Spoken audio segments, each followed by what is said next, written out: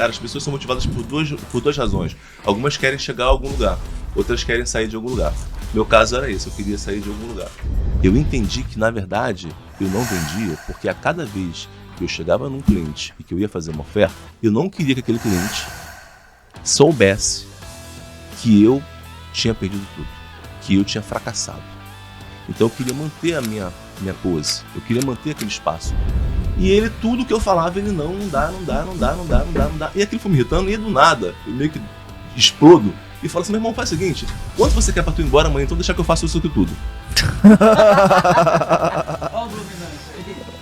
Seja muito bem-vindo, seja muito bem-vinda a mais um podcast da Full Sales. Hoje nós temos um convidado muito especial. Esse cara foi um dos caras, que primeiro falou de vendas de alto valor no Brasil. Exatamente. Cara, ó, das antigas. Esse cara é bravo. Exatamente. É um consultor empresarial da mais alta tarimba, muito inteligente, esperto e saca muito de mercado. Show de bola, ó. Vou ler aqui o currículo, só vou ter que ler, porque... Pois é, porque é extensa, né? Vamos lá. O cara é empresário, investidor, um dos consultores de negócios mais bem pagos do país. Ele foi o primeiro em vendas high ticket no Brasil, é fundador de clientes de alto valor e CEO do grupo Dinastia e Hold, que reúne diversas marcas de mentorias, agências e empresas de educação. Ele é conhecido como a mente por trás de pessoas, produtos, empresas e marcas de sucesso na internet, e seus programas de mentoria e aconselhamento já tornaram lendários por reunir palestrantes famosos, artistas de TV, Sim. celebridades e influenciadores de grande audiência e alguns dos maiores players do mercado. E ele é um cara casado há mais de 20 anos, então também tem muito para ensinar pra gente. A gente percebe uma coisa, né? Geralmente os caras de sucesso, eles são bem casados, né? Sim, Os caras sim, de sucesso sim. de verdade. Por né? trás de um grande homem tem uma grande Não é mulher. aquele cara de sucesso vazio, Sim, né? total. Então vamos chamar o cara? Com certeza. Com vocês, Sandro San! Fala, Sandro! Fala aí, galera, obrigado aí pelo convite. Com certeza, grande Vamos falar Sandro. de vendas, de negócio, de dinheiro. Bora. Business, mentalidade, estratégia. E você é um cara muito 360, né? A gente chama de podcast Full Sales e a gente sempre chama pessoas de alto faturamento. Seu faturamento, que eu pude entender, é realmente alto pela jornada que você tem e pela estratégia que você tem de negócio. Eu vou muito perguntar sobre isso. Mas, Sandro, como é que você começou, cara? Como é que você começou a empreender? Lá atrás, eu sei que tem 30 anos aí de jornada, mas o que te motivou a ser o empresário que você é hoje? Cara, na verdade eu falo que eu cresci aqui no Rio de Janeiro, numa comunidade aqui no Rio. Né? Legal. E a comunidade onde eu cresci era um lugar muito violento, né? Um lugar que se tinha, enfim... Eu falo que hoje em dia as pessoas falam que o Rio é violento, eu não tinha ideia de como era anos atrás. E onde eu cresci era um lugar que parecia a faixa de Gaza, né? Aqueles prédios tudo esburacado com tiro e tal, isso aqui. Era um lugar onde morava o chefe do Comando Vermelho, que era o fundador do Comando Vermelho na época. Então era um lugar mais pesado. E cara, minha principal motivação é que eu queria sair dali. Uhum. Eu queria sair daquele lugar. A gente fala que tem um amigo, Gilberto Chaves, que ele fala o seguinte: fala, cara, as pessoas são motivadas por duas razões. Algumas querem chegar a algum lugar, outras querem sair de algum lugar. Meu caso era esse, eu queria sair de algum lugar. Eu tinha muito medo de acontecer alguma coisa comigo, acontecer alguma coisa com a minha família. E quando eu tinha 10 anos de idade, eu tive uma experiência um pouco traumática de ver um amigo meu da minha idade levar uma bala perdida. Nossa. E ficar caído lá sem ter... Enfim, Amigo seu? Amigo meu. Uau. Da minha idade. E eu falava pra minha mãe assim, falei assim, mãe, eu quero sair daqui, eu quero mudar. E minha mãe falava assim, olha, a gente não tem dinheiro. Né? E naquela época, eu entendi que eu não queria ser pobre. Porque pra mim a pobreza é a maior violência que existe. E eu falei assim, cara, eu não quero ser pobre. Né? Eu falo que eu comecei a ficar com muito medo de ser pobre pra sempre. Né? Eu tinha muito medo de ser pobre, eu tinha muito medo de morrer como se não tivesse existido, porque quando você passa muito tempo convivendo com pessoas que estão e desaparecem depois, você começa a entender que chega uma hora que vira meio que um padrão, vira normal, sabe? Hoje a pessoa morreu, é tipo meio que normal. Uhum. E eu tinha muito medo de ter uma vida onde eu um dia morresse e simplesmente não tivesse feito nada com ela. Então eu comecei a buscar formas de ter uma vida mais significativa, de ter uma vida que pudesse, enfim, me trazer mais prosperidade, mais dinheiro, mas também que fosse significativa para outras pessoas. Eu costumo dizer que a melhor forma que você tem de não ser esquecido é quando você se importa, porque quando você se importa, se importar é trazer para dentro. Então, quando você se importa, você se leva para dentro de alguém. E eu comecei a buscar isso, né? Lá atrás, eu tive a oportunidade, tive a sorte de conseguir um emprego muito novo, com 15 anos de idade, eu trabalhava no Banco Real, fui trabalhar no banco. Banco Real. Eu fui um dos gerentes mais novos do Banco Real. Que legal, com que idade? Com 15. 15? Eu entrei no programa de trainee. Tu foi gerente do Santa... Minha do função, Banco Real, eu tava na função de gerente com 15 anos de idade. Uau. Caraca! Na época, eu participei de um programa de trainee que o banco tinha, a seguradora do banco, na verdade, fez esse programa. E eram jovens adolescentes, não foi só eu, na verdade, foram 20 adolescentes do Brasil inteiro, eles fizeram um processo seletivo, o Brasil inteiro não, Rio e São Paulo, fizeram um processo seletivo e selecionaram 20 pessoas e eu tinha uma turma de trainee, e durante um ano eu fui trainee, e depois eu fui promovido. O que fez você superar todas essas pessoas que estavam concorrendo com você naquele momento? Era vontade? Cara, não sei, porque foram vários testes, Sim. Teste psicológico e eu acho que um pouco de sorte. Sim. Ok. Eu penso que eu sempre gostei muito de ler. Aí tem. Ok. Eu acho que a leitura ela me deu muita clareza mental, né? Eu sempre gostei muito de ler e de escrever. Eu acho que a leitura e a escrita me deu muita clareza mental. Eu li a revista Exame com 11 anos de idade. Pô, tá explicado. Eu gostava muito de ler, mas eu lia tudo, tá? Eu lia desde obituário, Sim. revista em quadrinho, lia a Bíblia. Meu primeiro livro, eu li a Bíblia com 5 anos de idade. Uau. Eu sempre li muito. Uau. E a leitura me ajudou muito a ter uma perspectiva. Inclusive, eu lembro que eu procurava muito livros que me ajudassem, que mostrassem pessoas que saíram de onde eu saí e conseguiram alguma coisa na vida. Que legal. Eu ficava tentando achar se tinha um caminho para isso. Né? Como que alguém fez e era meio que eu lia revistas de negócios procurando essas histórias. Que legal. Eu lia Exame, Isto mas eu sempre estava procurando essas histórias, sabe? De como é que o cara consegue. Você teve alguém que da sua família que deu esse estalo em você? Algum exemplo? Ou Não. doideira da tua cabeça? Tipo assim, Não, o que ele lia na revista, né? Era livro, né, cara? Livro, né? Livro, revista. não, livro, mas muitas leitura. vezes, para a pessoa procurar algo desse tipo, ela precisa de um incentivo. Ela tem um tio, ela tem, às vezes, a mãe que trabalhava numa casa de uma pessoa que... vontade de sair, cara. Foi o amigo tomando a bala Meu incentivo perdida. era esse. Lembra? Meu incentivo era esse. Posso botar aqui? Pode. Meu incentivo era esse. Eu queria, cara, achar um jeito de sair dali e catar. Assim, eu vim de jornal Ferro Velho, sabe? Eu fiz um monte de coisa assim, antes de trabalhar no banco. No banco eu já. Talvez isso também ajudava muito. Eu era muito maduro nesse sentido, porque desde meus 10 anos de idade, eu já saía aprender a picolar no trem, eu já catava o jornal Ferro Velho e vendia. Legal. Então eu já fazia muitas coisas. Eu tinha trabalhado num partido político no PDS, aqui no Rio de Janeiro. Então, assim, eu fazia muitas coisas. Eu estudava em escola pública e a escola pública ficava sempre de greve, 6 meses de greve. Né? Então, 6 meses de greve e eu meio que torcia para ter greve para trabalhar. Sim. Então, quando tinha greve na escola pública, eu pegava o trem, descia para a Central do Brasil e andava pela sua cidade catando alguma coisa de cara, trabalho. que legal, cara. E você sabe que eu passei, assim, uns bons 15, 20 anos, todo domingo, eu tinha o hábito de comprar aquele jornal, não sei se você lembra, o Jornal Globo, tinha um jornal Boa Chance. Sim. De emprego. Né? Então eu pegava aquele jornal Boa Chance e eu ficava a semana inteira com aquele jornal visitando, fazendo entrevista de emprego. Mesmo estando depois empregado, mesmo estando empreendendo, eu sempre fiz isso porque eu queria ir nas empresas e ver o que estava acontecendo, produção surgindo. Então eu ia nos processos seletivos, eu ia nas entrevistas. Cara. Foram muitos. Eu tinha 5 caixas de coleção de jornal Boa Chance em casa, então uma ideia. Que legal que a gente estava falando um pouquinho antes, né? E você me mostrando uma visão interessante de negócio, mas essa visão vem de muito tempo atrás. É quase uma pesquisa em empresas que você fazia, né? Tipo, fazer o processo seletivo. Legal. E depois você foi para o banco e você ficou quanto tempo lá no banco? Fiquei 5 anos. 5 anos, tá. E depois desses 5 anos, eu... Saí de lá para empreender, de lá porque eu comecei a montar um negócio, a investir. Conheci um cara no banco que estava montando uma empresa ele tinha uma loja de peças de moto, estava montando uma fábrica e na época eu já gostava muito de investimento. Ok. Eu gostava muito de, quando, sei lá, teve aquela privatização de os Minas, aquelas coisas todas, eu colocava dinheiro naquele negócio ali. A minha família, meio que, meus amigos deixavam dinheiro comigo para poder investir. Ah, Sempre gostei muito de investimento. E hoje você investe em quê? Cara, eu invisto hoje em imóveis, Legal. tá? E basicamente em empresas. Ah, ok. Imóvel ou empresa, né? Imóvel, Legal. empresa também, a gente tem também investimentos mais tradicionais, fundos de investimento. Sim, coisas legal, assim. legal. Mas eu prefiro, quando falo de investimento, correr menos risco. Ah, legal.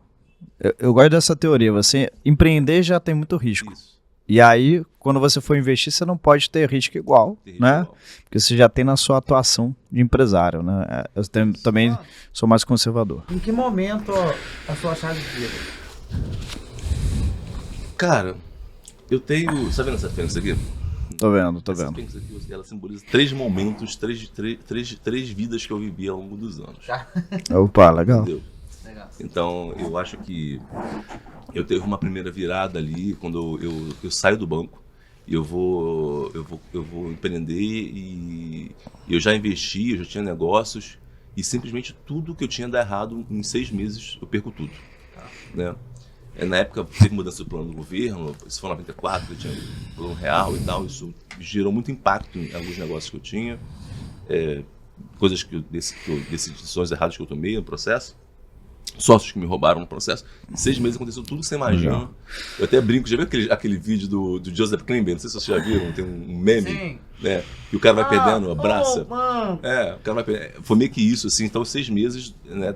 Tudo acontece de ruim na minha vida. E eu, depois de 6 meses de estar, né, uma vida estabilizada, mesmo ainda muito novo, né? Eu perco tudo e recomeço todo do zero. Aí você recomeça em que negócio? Você tinha que negócio Aí e recomeça que eu negócio? tinha vários negócios. Eu tinha eu era sócio de uma factory, de uma indústria de peças de moto naquela época. E a minha factory, ela financiava muito pessoal que vendia automóveis na Tenente Magalhães. E aí quando o governo vem, o governo cria um pacote onde ele reduz os financiamentos de carros, os financiamentos de 24 meses passam a ser só de 6 meses. E a galera que vende carro para de vender. E essa era a ideia do governo, reduzir o consumo. E aí a galera para de vender, a galera para de me pagar, e esse negócio vai pro brejo, tá? E a loja de peças de moto, o sócio some, né? Literalmente some, ele fecha a loja, some de um dia pro outro e me deixa com 2 cheques na mão, e enfim. E aí eu mudo meus planos, vou comprar um bar, né? Uma pizzaria. E eu chego na pizzaria um dia, vejo o movimento tá muito grande, etc, tal, compro o negócio, fecho o negócio. 2 semanas depois eu descubro que aquela galera que tava lá foi contratada para poder encenar que não tinha nada ali dentro, entendeu? É nesse nível, tipo assim, tudo que você Nossa, tem. cara. Então foi um empilhamento de negócios e no final de 2 meses eu vou vender curso de inglês, de porta em porta. Ok. Qual pode falar a empresa? Nossa, era Cardinal, não existe mais, Tá. Cardinal, era uma empresa que era concorrente da empresa que o Flávio Augusto trabalhava na época, né? Sim. Naquela época o Flávio Augusto estava meio começando o WhatsApp. Sim. E naquela época, aqui no Rio de Janeiro, Porto Alegre e São Paulo, surgiam muitos cursos de inglês para adultos. Foi um momento que explodiu essa galera. Você andava na Rio Branco, no centro da cidade, tinha sempre um cara te abordando e te oferecendo um curso de inglês. E a Cardinal era uma empresa que ela importava um material americano, material feito nos Estados Unidos, e, enfim, os sócios tinha uma operação na Argentina, montaram uma operação no Brasil e vendia isso. Eu fui para lá para poder vender.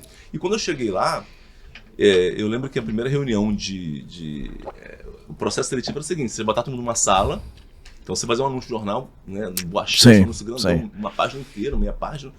Vinha aquela galera para uma sala, era um prédio super chique ali na Graça Arena, no centro do Rio, espelhado, você subia lá. Aí a primeira parte da reunião, eles ficavam falando sobre, né, meio que motivacional, assim, falando sobre oportunidade de negócio, mercado, não sei o que e tal. E aí depois, no final da reunião, durante a reunião, o presidente da empresa ficava assim com uma mesa tipo essa, e o produto, né, que era o curso de inglês, é coberto com um pano preto.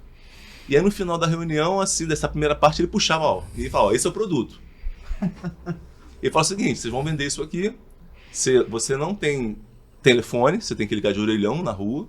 Então você vai lá, você liga o orelhão, você vai ganhar 242, 256, não me lembro exatamente se era 42, 46, por matrícula, que você fecha, né? Tinha alguns menores, você ganhava um pouco menos, mas a comissão era entre 136 e 146, se eu não me engano, dependendo do plano que você vendia, do produto. E era o produto, tá? O cara comprava e levava pra casa. Sim, Tipo sim. Barça, né? Na vida. Tipo, inclusive, a galera que era dessa empresa era tudo fundador líder da Barça, que montaram essa empresa, né? E aí E ele falava, olha, é isso, né? E se você quiser gostar da proposta, quiser saber mais, você fica aqui na sala. Se você não quiser, achar que não é pra você, você pode ir embora. E aí, cara, 2 terços da sala ia embora. E eu lembro que eu ia embora. Tá? Porque eu olhei e falei, pô, tá maluco, né? Vou ficar aqui, né? Pô, ia embora. Só que na hora que eu fui sair, eu namorava uma menina na época, e a menina tava conversando com o diretor da empresa, que deu a palestra. E ele tava lá conversando com ela, e eu fiquei sem graça de interromper ela e ele e Sim. pô, né? Aí ele, ó, vamos voltar? Aí, vamos voltar, né? Eu falei, pô, voltei. Sim. Aí eu volto pra sala, nisso que eu volto pra sala, ele chama uma argentina, e ele fala assim, ó, isso aqui é a fulana. Fulana, quanto você ganhou mês passado de comissão? Aí ela, eu ganhei 4 mil reais. Com sotaque argentino, assim, né? 4 mil reais, a gente tá falando, né? 30 anos atrás, quase, né? 20 e poucos anos atrás, né? Era muito dinheiro. E aí eu falei, cara, 4 mil reais, aí mês retrasado, 3.800 reais. E eu lembro que eu pensei assim, eu falei, cara, se essa mulher falando enrolado desse jeito, ganhou 4 mil, eu vou ganhar 20. Porque eu tava acostumado, né? Tava no banco, vendia seguro, vendia não sei o quê. E eu era um cara muito bom no meu trabalho ali no banco. Eu tinha sido promovido, vendia muito, ganhei vários prêmios de venda no banco. Né? Aí, beleza. Só que quando eu fui trabalhar lá, e lá tinha uma rotina que era o seguinte, todo dia de manhã você ficava numa reunião de 8 às 8h30, às 9, com o seu supervisor, gerente de vendas, depois você ia pra rua, se virar lá pra vender. Era uma reunião motivacional, uma reunião para poder revisar um treinamento, né? E, cara, 2 meses depois eu não tinha vendido nada. Nenhum. Caramba, juro. Por quê? Então. Ego, o quê? Então, cara, eu não entendia. E eu lembro que eu tinha minha gerente, ela era venda Barça. E ela tinha uns 80 anos de idade. Era uma velhinha ainda desse tamanho aqui. E ela falou assim, Sandro, eu não entendo porque você não vende, você tá aqui, né, fazendo roleplay, aquele treinamento que você faz, né, você faz tudo direitinho, você fala, papapá. Bom, mas não fecha. E eu não entendi porque não fechava, no treinamento tava tudo certo. E aí eu tava no auge do meu desespero, né, devendo Deus o mundo, quebrado, vou pra Central do Brasil, embora um dia, chego na cidade, vou pro escritório, na reunião, volto, e falo, cara, eu vou embora, porque não tinha mais quem vender. E aí, no que eu chego no Central do Brasil, desesperado, já, em processo meio de depressão, eu resolvo que falo que eu vou me matar. Aí eu chego na Central, fico parado ali, chego o trem, pego minha pasta, e eu começo a pensar assim, né, cara, eu perdi tudo, eu cheguei no fundo do poço. E tal, e no que eu penso que eu cheguei no fundo do poço, me dá um insight, e eu entendo por que eu não vendo. Por quê? Aí eu volto, vou chegar lá. Tá. Eu volto pro escritório, ligo para um cliente, marco uma reunião, faço uma venda, naquele mês eu faço 20 vendas. Caramba! Né? No mês seguinte sou promovido para gerente de vendas. Ó. E aí, enfim. Que insight é esse, pelo amor de Deus? O que pegou? Cara, eu, na real... No final do podcast. No final do podcast tu fala aqui. Cara, então tá, agora pro final do podcast a gente vai lembrar, tu lembra, hein? Mas deixa eu te Mas fazer uma massa. pergunta. Sandro, você acredita que naquela época foi um erro você ter muitas empresas ou um acerto? É a pergunta que passou na minha cabeça também. Cara, é impossível dizer que foi um erro, sabe? Porque... E eu conheço todas as teorias que vão falar sobre foco dos negócios. Mas eu simplesmente não sabia fazer de outra maneira. Eu não sei fazer de outra maneira. Até hoje? Até hoje. Sim. Eu simplesmente não sei. Eu não sou o cara que vai pegar um negócio e que vai pegar aquela empresa e vai expandir e vai fazer aquele único negócio. Eu não sou esse cara. Não consigo fazer isso. Você acha ideal pra você quantos negócios e por que, se eles têm uma sinergia? Sim, hoje, assim, o que eu penso é que existe uma maneira de você fazer vários negócios. Existe uma forma de você ter vários negócios. Sabe? Você tem vários negócios, tipo, sei lá, eu tenho uma padaria e uma farmácia, como eu tive. Sim. Tá? Não é a melhor estratégia, porque você está dentro assim, dentro de um universo muito, muito diferente. Tá, entendi. Mas quando você está dentro de negócios que são complementares, tá? Isso faz total sentido, porque um sempre está alavancando o outro. E essa é a melhor forma de você fazer. Entendi. Legal. Tá? Como vocês estão fazendo, por exemplo, na Fullsales, né? Vocês estão Sim. lá, vocês têm aí a operação de vocês que terceirizam, então vocês têm formatos diferentes, Exatamente. eventualmente embalagens diferentes, mas está sempre ali dentro do mesmo escopo. Acho que a questão principal hoje, então, com a clareza que eu tenho hoje, é você entender que eu posso criar vários produtos que vendem para o mesmo cliente. Sim, a gente pensa igual. Tá? Legal. Então, se eu estou falando de várias empresas, mas que eu estou falando para os mesmos clientes, ok. Tá? Ou, também, assim, se eu tenho um determinado tipo de operação, que é uma operação onde eu tenho o mesmo método e esse mesmo método ele atende a vários propósitos. Uau. Também pode funcionar. Uau. Então, sei lá, cara, eu tenho uma operação de, sei lá, tráfego, e eu sou muito bom em gerar leads, vira um processo de aplicação. Eu mando bem pra caramba lead. Cara, eu posso gerar aplicação com um monte de gente. Então eu posso, através dessa empresa, ser sócio de vários outros negócios. Sim, área médica, por exemplo. Que vão ter esse mesmo processo no final, porque eu domino esse processo. E esses negócios têm esse processo como uma finalidade importante dentro do seu core. E aí sim, mas aí eu sou sócio desses outros negócios, mas eu estou sempre mantendo o controle de uma única operação. Tá? Maravilha. Tá? Então, que é mais ou menos hoje como eu faço hoje. Hoje, todas as minhas empresas, embora eu tenho hoje várias marcas, essas marcas atuam em nichos diferentes, mas todas elas usam o mesmo core. A gente fala que a gente tem operação de franquia. Eu funciono exatamente como se fosse uma franquia. Então, a cada empresa nova que eu faço, eu só implemento um playbook que eu já tenho pronto. Isso aí. Tá? E eu Isso é vou poderoso. expandindo a partir disso. Então, eu tenho hoje uma participação nesses negócios, tá? E não é uma coprodução, a gente de fato é sócio no CNPJ de várias empresas, é uma sociedade de fato mesmo. Tá? A gente tem assento no conselho, tudo tem que ter normal ali, mas eu estou sempre rodando ao redor de um mesmo playbook que eu estou implementando nessas marcas todas. O mesmo playbook para negócios diferentes, né? Então você faz muito bem aquilo que você já dominou e para o negócio é interessante. A gente pensa igual, o Sandro, além da Fullsales, a gente tem a operação imobiliária e a operação do nicho médico, tá? Porque a gente executa o mesmo playbook. Funis, SDR, closer, farming, revenda, mesma coisa. Assim, eu gostei que você falou isso porque eu tô confiante, porque essa é a tese que a gente tá levando, né, à frente. Mas legal, cara, voltando lá para sua história, você encontrou como gerente de vendas e aí daí essa é a primeira virada, né? Sim. Enfim, desde que eu saí do banco, eu tinha um projeto pessoal, um sonho de montar o meu próprio banco. Ok. E essa era uma coisa que era uma ideia que me perseguia durante muito tempo. E em dado momento eu entendia que o modo de eu montar no banco era se eu começar com cartão de crédito. Eu montar uma operação de cartão de crédito. Tanto é que o próprio Nubank começou com cartão de crédito. Né? Começou. E a minha tese era essa, né, cara? Eu monto um cartão de crédito muito bom.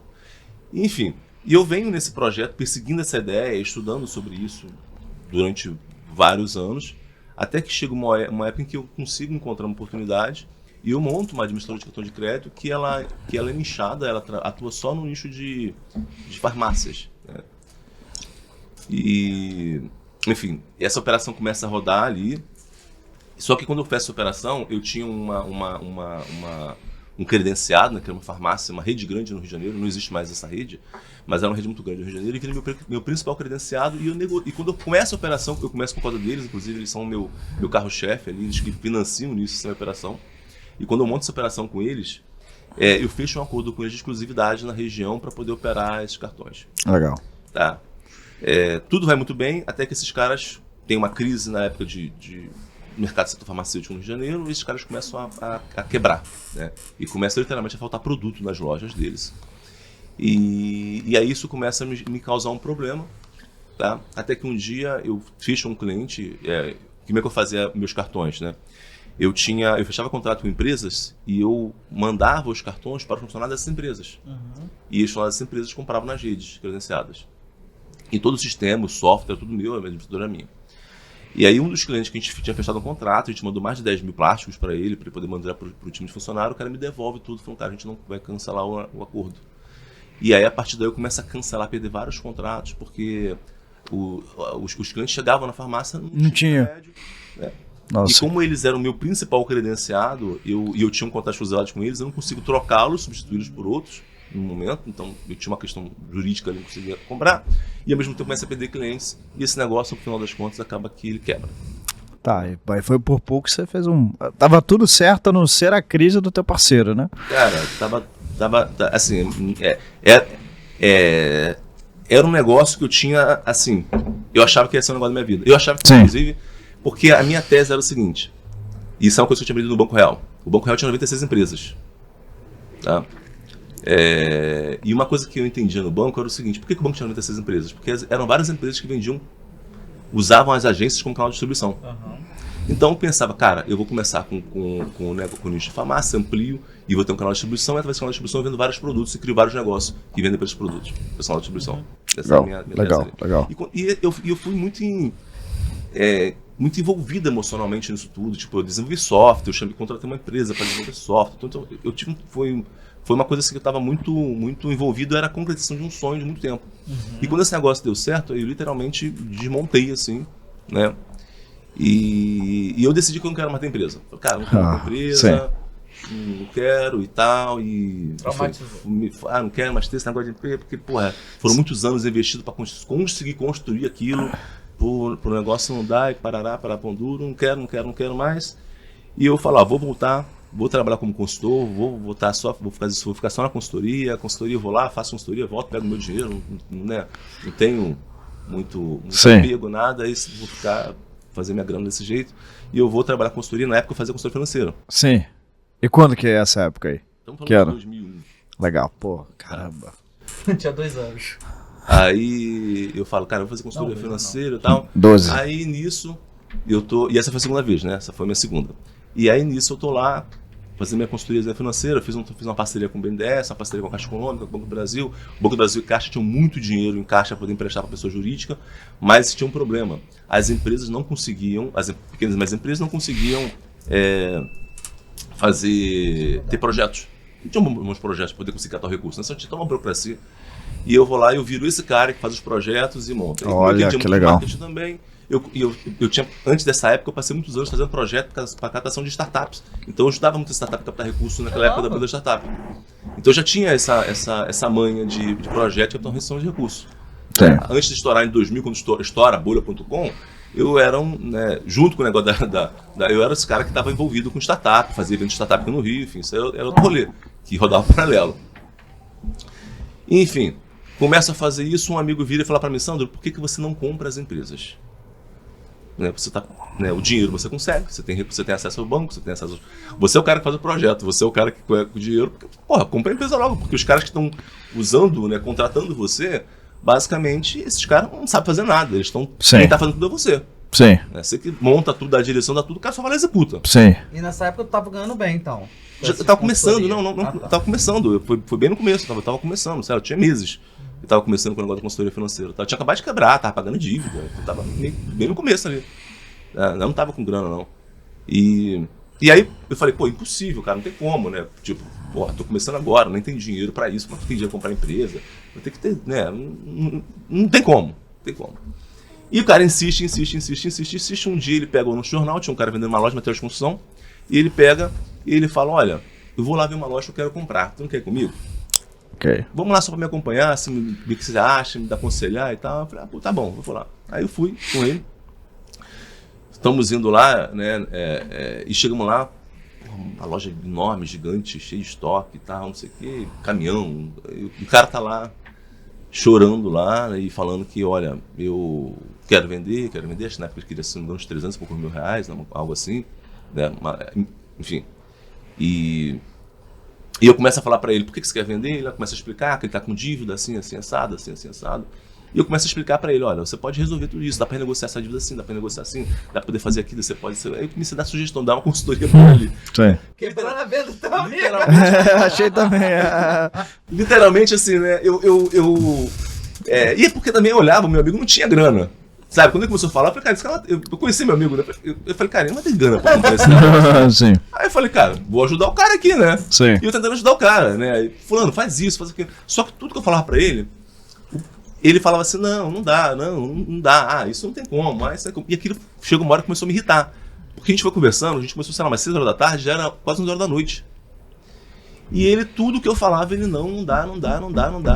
E aquilo foi me irritando, e do nada, eu meio que explodo e falo assim, meu irmão, faz o seguinte, quanto você quer pra tu ir embora amanhã, então deixa que eu faço isso aqui tudo. Olha o dominante aí. E assim, e foi meio que sem pensar ali na hora. E o cara parou pra mim, olhou e falou assim, faz o seguinte, dá 2.500. Eu falei, mas...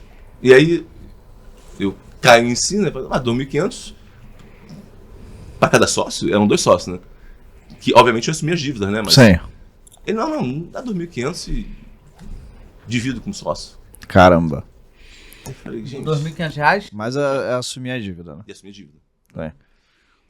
Mas, vamos... Eu não lembro agora, mas sabe, que a dívida desse 90, entendeu? Sim. 100, era muito, sabe, enfim. Não. Aí eu falei, tá. E no dia seguinte, de fato, o cara foi embora, eu fiquei com e aí eu trouxe esse meu amigo, né, que tava comigo lá, né? Ele ficou ali, eu falei, cara, você vai ficar aqui, eu vou fazer o projeto, vou fazer tudo, eu vou fazer o que eu faço. E você fica aqui, porque eu não quero tocar loja. Sim. Né? E ele ficou lá, eu comecei a fazer lá o que eu ia fazer, e o negócio começou a operar. E assim, cara, vendia caminhão, pegava o dinheiro, porque tinha muito ativo dentro do negócio. Né? Sim. Eu começo a reestruturar financeiramente a operação, monto um plano de marketing, tá? E questão de estoque, olha o CMV, mercadoria, venda, time, pessoas e eu era meio que um trator, assim, sabe? Demite quem tem que demitir, contrata quem tem que contratar, bota quem tem que fazer. Era uma coisa meio assim, que eu nem recomendo, inclusive, que você faça isso hoje em dia, né? Mas na época era assim que funcionava.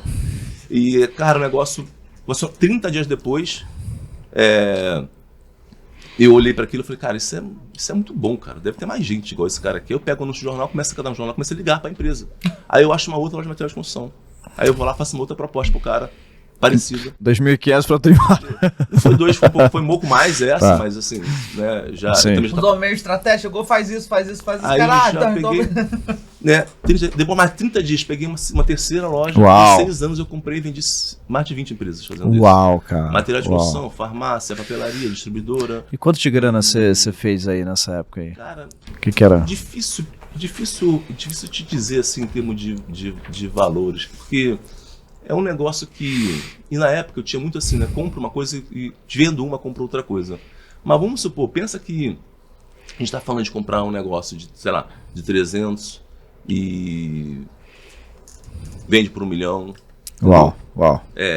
A grande sacada é que o preço que você paga, ele é muito baixo. Sim. Em relação ao que o ativo está valendo. E por outro lado, a grande dificuldade de você vender esses negócios é porque o negócio é mal operado, ele não consegue ter previsibilidade de caixa. Sim. Então a grande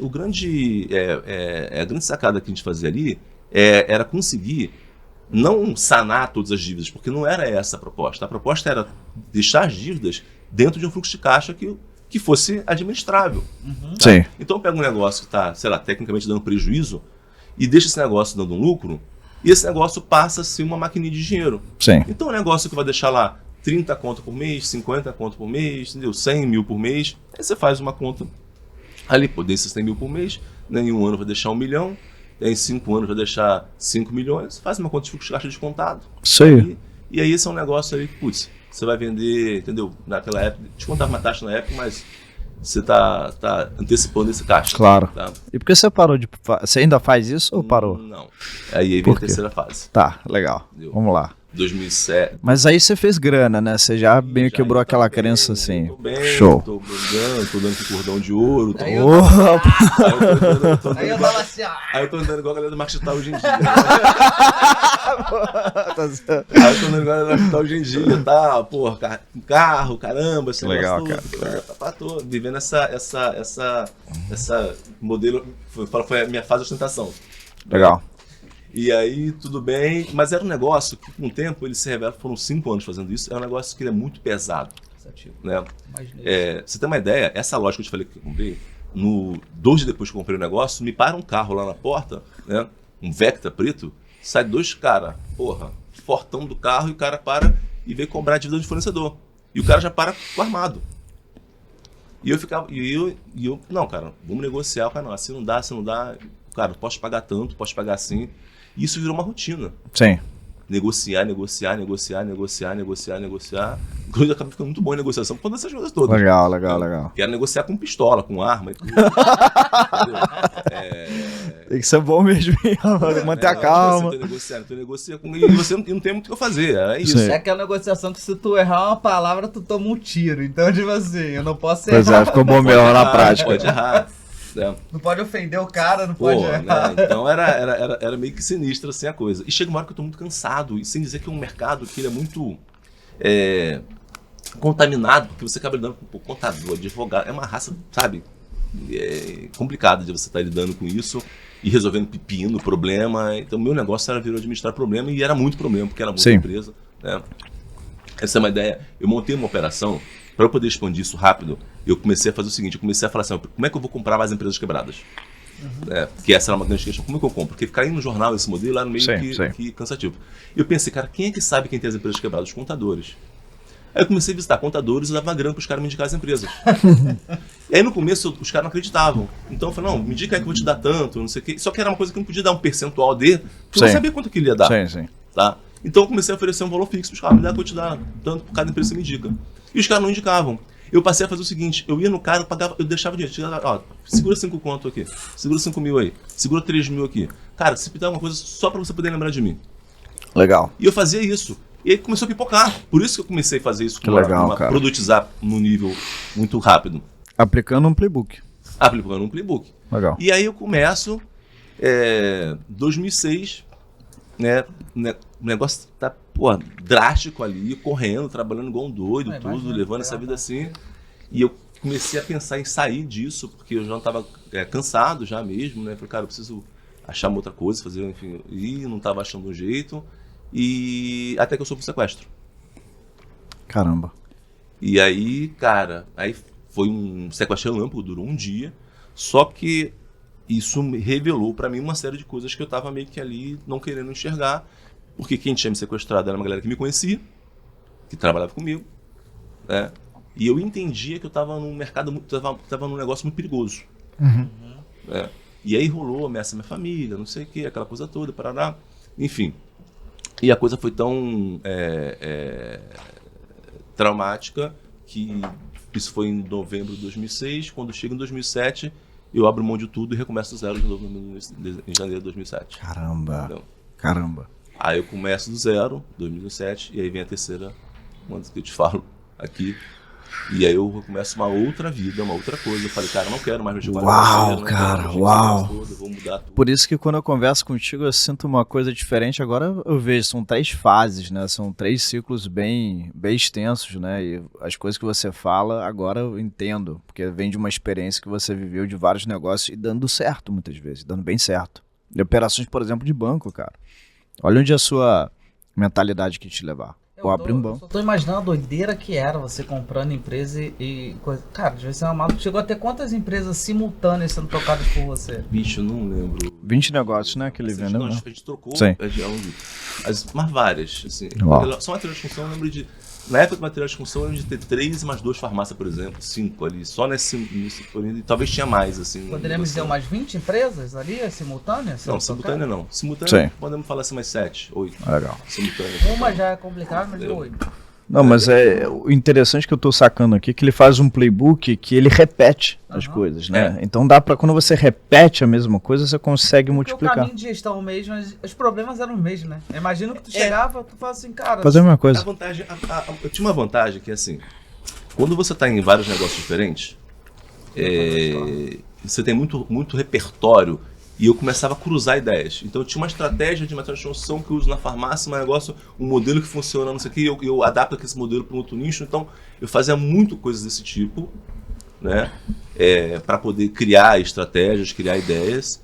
E principalmente, como o meu foco estava muito no financeiro, na situação financeira, né? Então a parte de negociação era um ponto que eu dava muito importância. Então tudo para mim dependia de uma boa compra.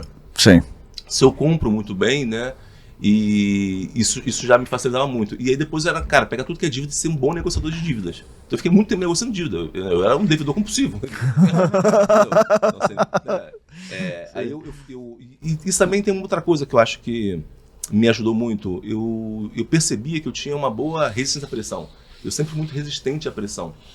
Talvez por ter criado num ambiente onde a pressão era rotina. Era solugia, né? Bola perdida, amigo Marredo, sim. Na pressão. Então, assim, eu era muito resistente à pressão, sabe? Tipo, não adiantava você chegar pra me ameaçar, não funcionava comigo.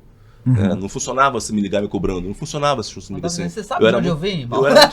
Era racional, cara, era só isso é o que dá pra fazer. E eu fazia o meu melhor sempre. Mas eu também não queria ser irresponsável, nem queria faltar com a minha palavra. Sim. Então era tudo eu fui sendo muito duro das coisas, mas ao mesmo tempo de uma contrapartida. Eu também era muito duro com as pessoas. Sim. Isso com o tempo acabou não sendo bom, porque o fato de viver num ambiente de uma panela de pressão constantemente fazia com que eu explodisse constantemente nas pessoas. Tá? Então, em termos de gestão, tipo, seria muito difícil eu pegar uma empresa e ficar com ela muito tempo, porque as pessoas não iam me aturar, né, o nível de pressão que eu colocava em cima delas. Porque eu estava sempre querendo, tipo assim, se eu aguento, você aguenta. Né? Minha cabeça era essa, se eu aguento essa pressão toda, você não aguenta, né, fazer, sei lá, uma cobrança, fazer uma campanha, fazer uma venda. Pô, né, para mim isso era galho fraco. Então, durante muito tempo eu tive que... quando eu recomeço depois, essa foi uma coisa que eu tive que aprender a lidar. Né? A entender me acalmar e entender que nem todo mundo funciona dessa maneira e que eu não preciso repassar as coisas dessa forma. Então, ser muito mais um líder no sentido de poder eu dominar, eu administrar muito mais essas minhas próprias emoções, né? E entender muito que cada pessoa tem o seu momento, o seu espaço, e eu preciso desenvolver a pessoa nisso, desenvolver essa capacidade da pessoa conseguir fazer isso. Então, isso foi um aprendizado que eu tive nesse processo. Entender que as pessoas não funcionam igual a você, que o nível de pressão que elas aguentam é muito menor. Né? Legal. Não são igual, não pensam igual, né? Não tem todo o background que eu tenho, todo o conjunto de referências que vão me fazer pensar muito mais rápido, por exemplo, tomar decisões muito mais rápidas. Não tem essa quantidade de referências, você tem que, sabe, elaborar tudo e tal. Então, às vezes você vai pensar uma coisa, você vai elaborar um processo, que eu já elaborei esse processo diversas vezes no passado, então eu consigo ter uma resposta muito mais rápida do que você. Né? Não é uma questão de eu ser mais inteligente que você, é uma questão de ter repertório. Sim. Faz sentido? Total. É que nem a Full Sales, né? A galera pergunta assim, cara, como é que vocês cresceram tão rápido? É verdade. A gente pegou a experiência de anos e colocou aqui. A gente pegou um repertório de processos que ele monta há 10 anos, então falava de closer, SDR, há 10 anos o negócio dele físico com resultados muito com resultados expressivos, e eu com a minha experiência de vendas 1 a 1. E liderança então, cara, também. Quando a gente entrou, a gente não começou a empresa agora. Não começou do zero, né? Nossa, começou em agosto, mas a empresa começou trazendo todas as nossas experiências que nós tivemos. Sim. Cara, que legal, cara, que legal. E aí você tá indo pra sua terceira fase. O que ela tem? Cheguei nessa, né? E pretendo ficar nessa.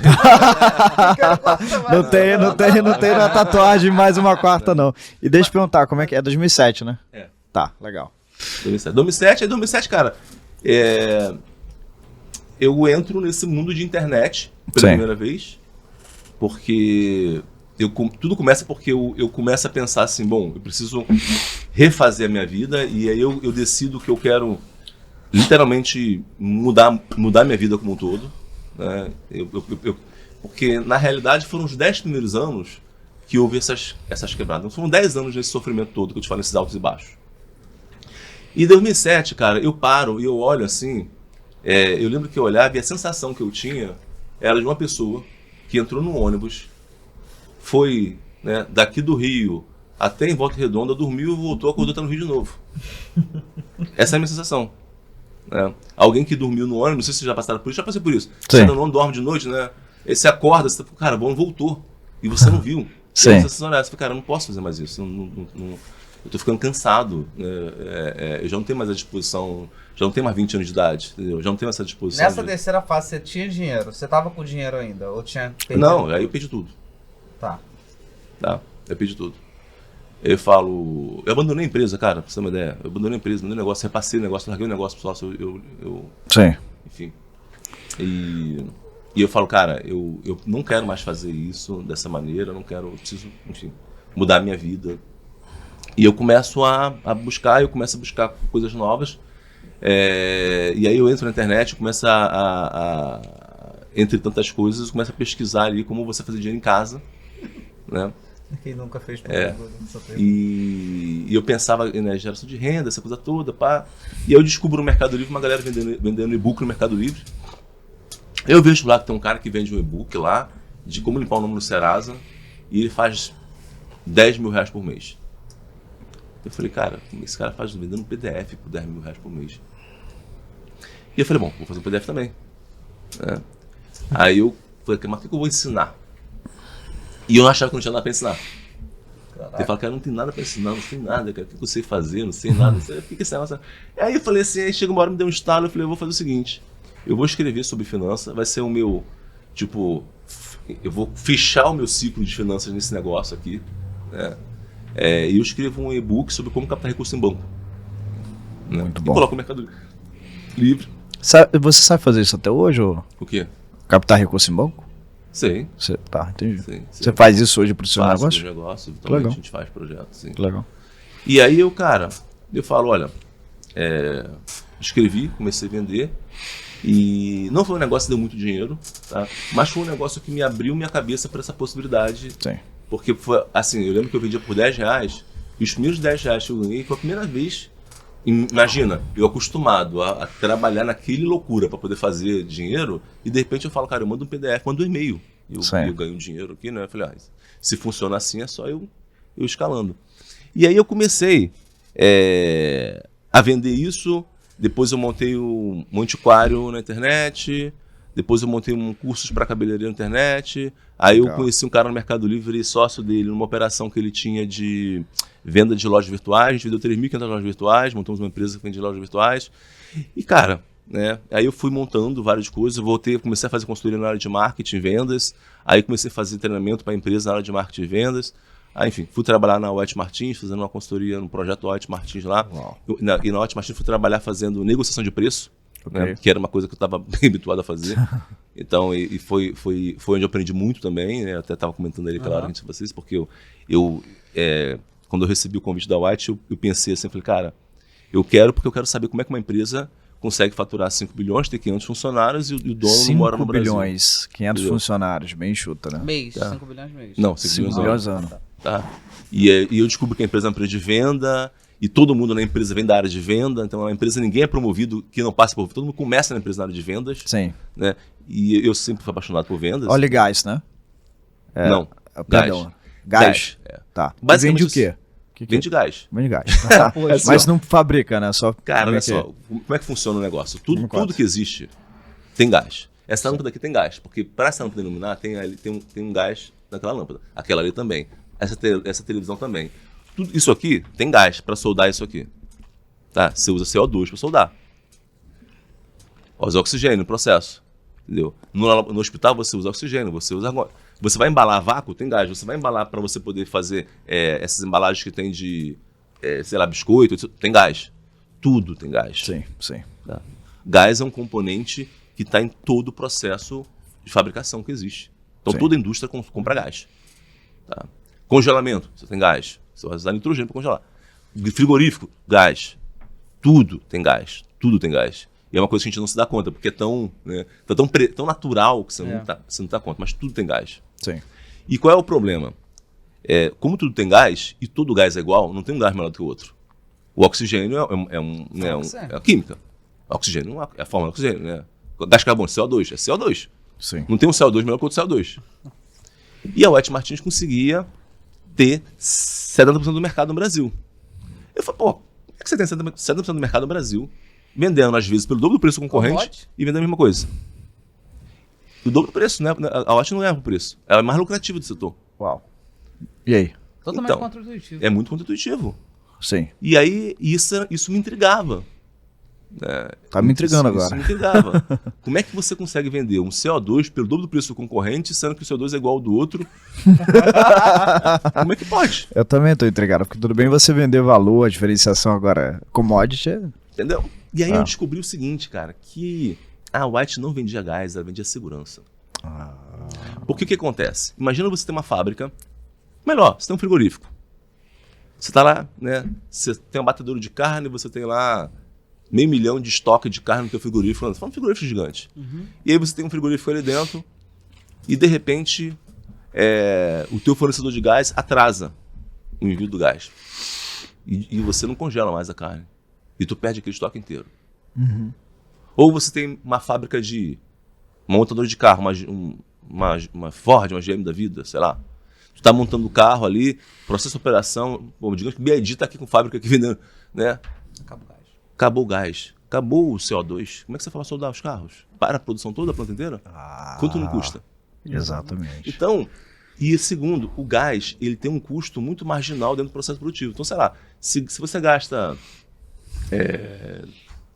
40 mil reais na produção de um veículo, Sim. quantos 40 mil reais do custo de produção, quantos desses 40 mil reais quer dizer de gás? Pouco. Talvez 1.000, 1.000. 2 mil reais. Então é muito pouco em relação a todo. Sim. De maneira tal que você consegue aumentar o preço sem necessariamente você ter uma percepção de impacto no final da cadeia. Faz sentido? Claro, e aí você vende e você não interrompeu a produção, né? E aí o que acontece? Como a White, ela entendia que o business dela era segurança, ela é a empresa que tem a melhor tecnologia para nunca faltar o gás para você. Então a White, quando você compra o gás dela, ela vai instalar uma planta na tua fábrica, ela vai estudar um equipamento de telemetria, esse equipamento ele é conectado com uma planta de gás, com uma fábrica de gás. Então quando o teu tanque está num determinado ponto, já aciona lá todo um sistema automático que vai captar o gás, montar, envasar, botar um caminhão e chegar para você. Entendeu? Uau. Agora, o mais surreal de tudo é que não é que ela faz isso para você, ou não é que ela, tipo assim, acabou ali o gás do Yuri, vou mandar pro Yuri. Não é assim que funciona. O sistema faz todo um cálculo, porque não adianta também ela fazer isso e mandar um gás pro Yuri e o caminhão tem que ir voltar vazio, porque aí ela tem um custo de logística gigante. Ela entrega pro Yuri. Então ela tem que montar uma rota de entrega de clientes que estão automaticamente no mesmo nível de... Cara, é uma parada surreal. E o lance é o seguinte, sabe como é que funciona a fábrica de gás? Não. Vou dizer o seguinte, você pega um ventilador, é tipo imagina um ventilador gigante, tá? Como é que é? De um lado você tem um exaustor, né? Você puxa o ar, você puxa esse ar ele cai numa serpentina gigante, igual refrigerador de casa, tá? Serpentina, aquela serpentina vai rodando ali, né? E ela vai congelando aquele ar. Quando você congela aquele ar, você vai condensando e vai virando líquido. Sim. E aí ela puxa, então ele cai aqui, né? Na serpentina e ele vai virando líquido. Só que o que acontece?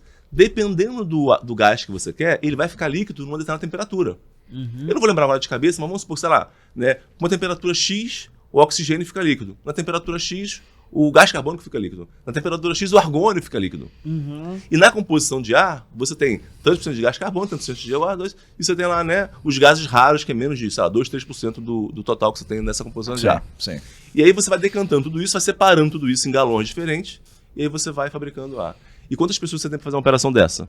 Às vezes 2. Porque é tudo automático. Uau, então é uma empresa, como você falou, e antes você me contou isso, você olha para essa operação com o nível de faturamento que eles têm e a simplicidade da operação e o número reduzido de pessoas. Que é um tipo hoje de negócio que te trai, né?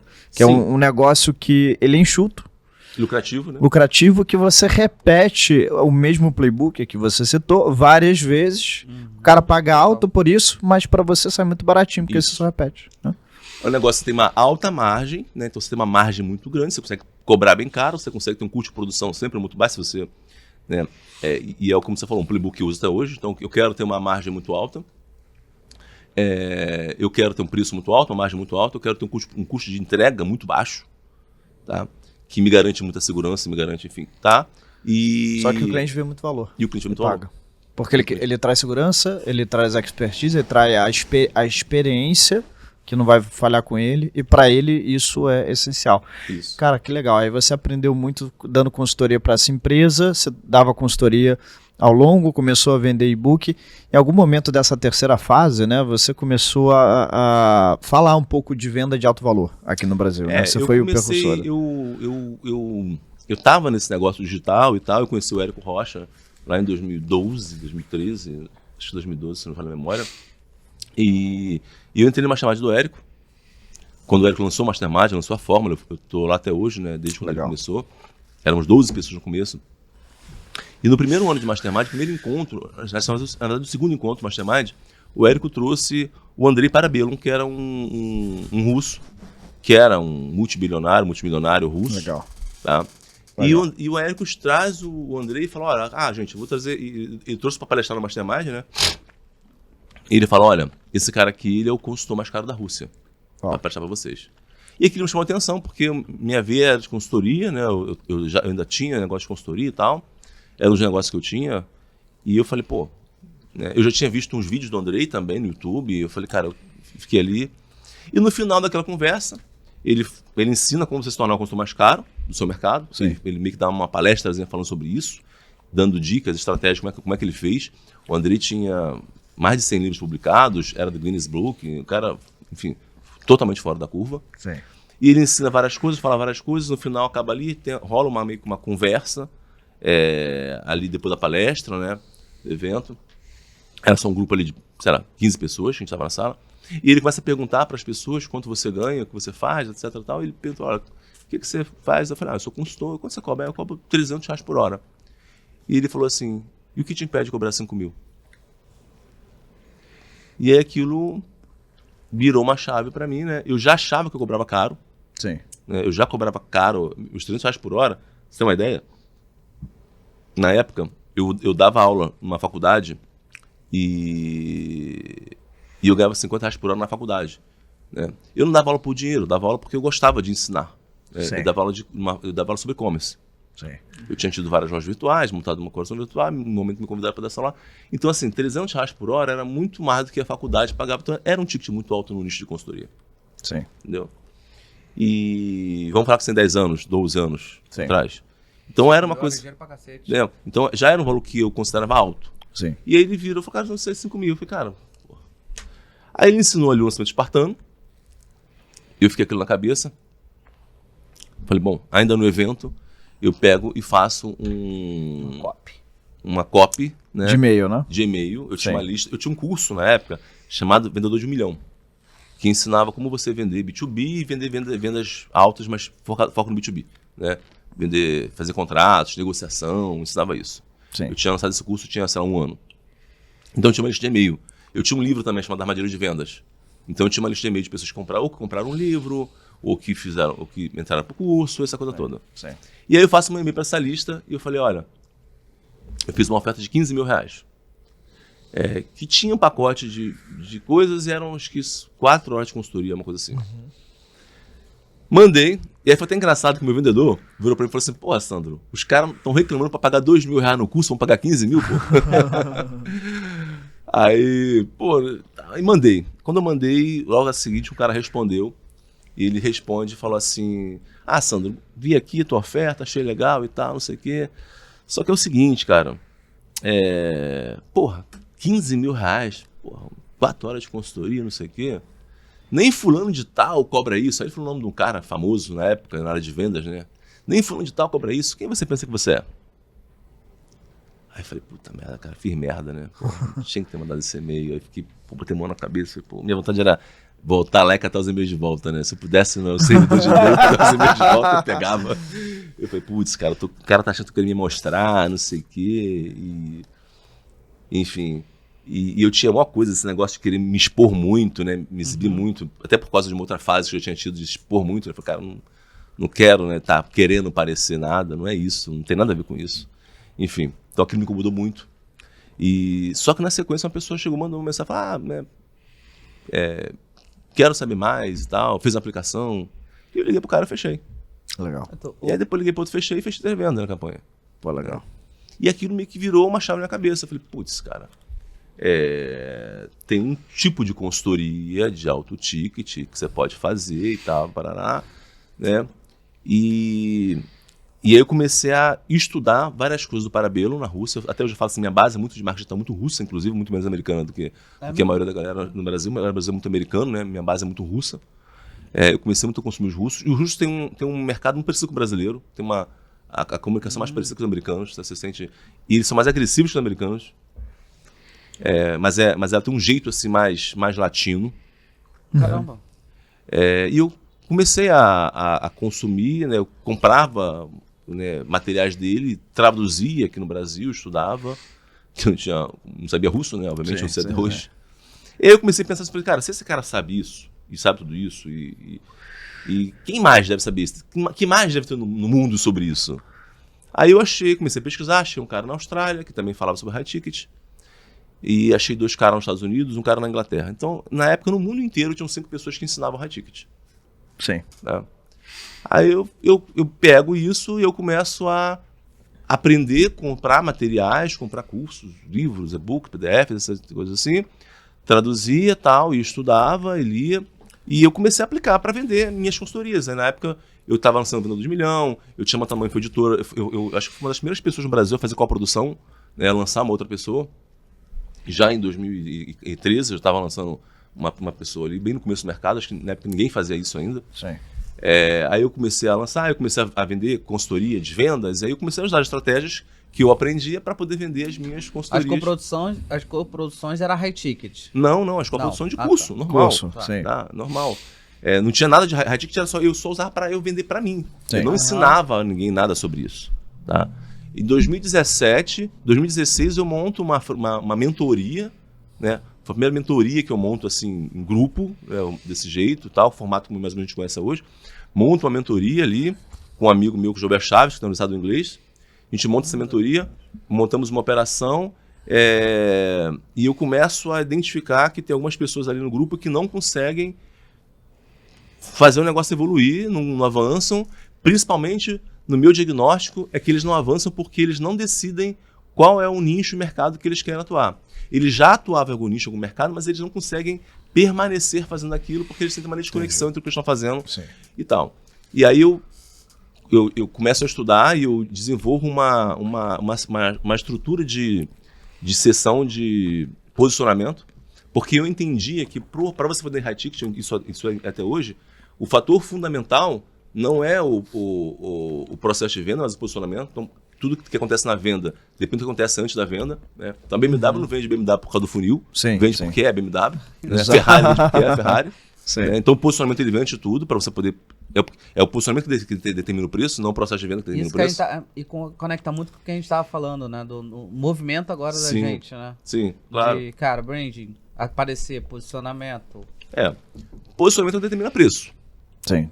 Posicionamento determina preço. Determina preço. É a marca que vai dizer, cara, essa marca é uma marca cara ou barata? Sim. É uma Garoto ou uma Copenhague? Sim. As duas são chocolate. Sim. Igualzinho. Então, posicionamento. Isso não tem nada a ver com tempo, de experiência, com nada. Você começou agora você virou. Você nasce. Sim. Ou você nasce Garoto ou você nasce Copenhague. Sim. Você não vira. Pô, eu até falo, quem nasceu pra ser Garoto nunca chega a Copenhague. Se você nasce de um jeito errado, mudar depois é difícil. Tem que nascer certo. Tem que nascer certo. A gente já começou e esse momento, você tá pagando lá o Mastermind do Érico, que é um valor expressivo, até hoje é um valor expressivo, né? Sim. E aí você, em 2017, quanto é que você já estava fazendo de grana? Assim, voltou àquele patamar que você tinha na operação de venda de loja? Cara, em 2017, lançando a cliente de alto valor, olha, eu vou te falar que eu lembro que no lançamento da mentoria de 2016, nós fizemos mais de 1 milhão. Legal. Tá? Ticket de quanto na época? 25k. Sim. Tá? 25k. A gente fez mais de 1 milhão nesse lançamento. Legal. No lançamento. Legal. Não foi um lançamento, né? Sim. Uma aplicação. Na verdade, a gente não gastou tráfego. Sim. Foi tudo orgânico. Falou, gente, tô abrindo aqui. Tá, legal. A gente teve mais de 742 aplicações. Uau. Para essa mentoria. E aí fechou 40, né? Mais ou menos isso. Uau, que legal. Naquela época, né? Naquela época. Uau. E começamos. E aí, quando a gente monta essa mentoria e eu identifico essa questão de posicionamento e tudo, eu falei assim, eu criei uma sessão de posicionamento, desenvolvi uma estrutura de sessão para ajudar essa galera a definir um posicionamento. Sim. Tá? E isso funcionou tão bem. Tinha um aluno, foi um caso engraçado, eu tinha um aluno que ele era um cara que ele era terapeuta. E ele tinha morado na Índia, era aquele tipo, a gente fica zoando ele de abraçador de árvore, né? Aquela galera bem... Socialista. Aí ele tinha, tinha lançado um curso de meditação. Ele já tinha feito lançamento vendido até, sabe? Sim. Acho que 30, 40 mil, não me lembro agora o número. Mas ele tinha já feito Só que ele, cara, a cada 2 meses ele mudava de nicho. E aí o negócio não andava. E aí chegando no final do ano, eu falei, esse cara não vai resolver nada, cara. Vai que no final do ano esse cara não vai valer a pena a mentoria pra ele. E aquilo me incomodava. Sim. Aí eu peguei um dia, liguei pra ele e fiz uma sessão. Eu desenhei uma sessão eu tinha feito uma formação de coach com o Bruno Giuliani, anos atrás, e eu sempre gostei de autoconhecimento, aquela coisa toda. Eu tinha organizado no Brasil o CONAD, que era o Congresso Nacional de Autoconhecimento. A gente fez um lançamento de múltiplos 7 dígitos, múltiplos 6 dígitos. Fizemos 240 mil reais, mas isso só em 2013, 2014. E aí, cara, eu era muito ligado nesse assunto, tava muito fresco na minha memória. Com tudo que eu tinha aprendido ali, eu montei uma sessão de coach ali, de posicionamento para ajudar a pessoa a ter clareza e definir um nicho, um mercado, um posicionamento. Aí eu ligo e faço isso por telefone com ele. Só que no final da sessão, ele vira e fala assim, olha, já sei o que eu vou fazer. Eu vou trabalhar com mulheres. Vou ajudar mulheres a conquistar um relacionamento. Só que o cara vinha do nicho de espiritualidade, sabe? Aí eu falo, putz, cara, e agora, né? E aí não tinha como reverter a sessão. Pô, a sessão era para aquilo, né? Então, a partir daquilo, eu tinha que criar um produto e um processo de vendas. Aí a gente tinha uma opção. Vou criar o quê? Vou fazer um produto front-end, fazer um funilzinho lá de front-end e vender? Vou fazer um lançamento de um curso, vou vender? Só que as duas coisas eram muito complexas, porque a gente estava já em meados de novembro, dezembro ali, a mentoria terminava no final do ano, e precisava de caixa, né? E não tinha tempo de você fazer coisas muito assim. E aí, eu joguei pro cara. Esse cara é ticket, pô. Esse cara, que é tipo o que eu fazia, mas eu não tinha ensinado pra ninguém. Sim. Eu falei, pô, será que funciona, né? Terapia, relacionamento e tal, não sei o quê. Pô, desenvolvimento humano. Tô usando pra negócios, né? Outra história. Outra história. Aí, pô, beleza. Montei ali o processo com ele, montei tudo, montamos um funil, webinário, no final a aplicação, né? Roteiro de vendas, script, sessão, cópia de webinário. Cara, o cara me lança a mentoria e começa a vender em grupo, R$4.000. Sim. Aí eu falei, pô, cara, se funciona pra esse cara, vai funcionar pra todo mundo. Legal. Aí em 2017 eu fundo a Cliente Alto Valor. E aí a gente começa a ensinar high ticket pra todo mundo.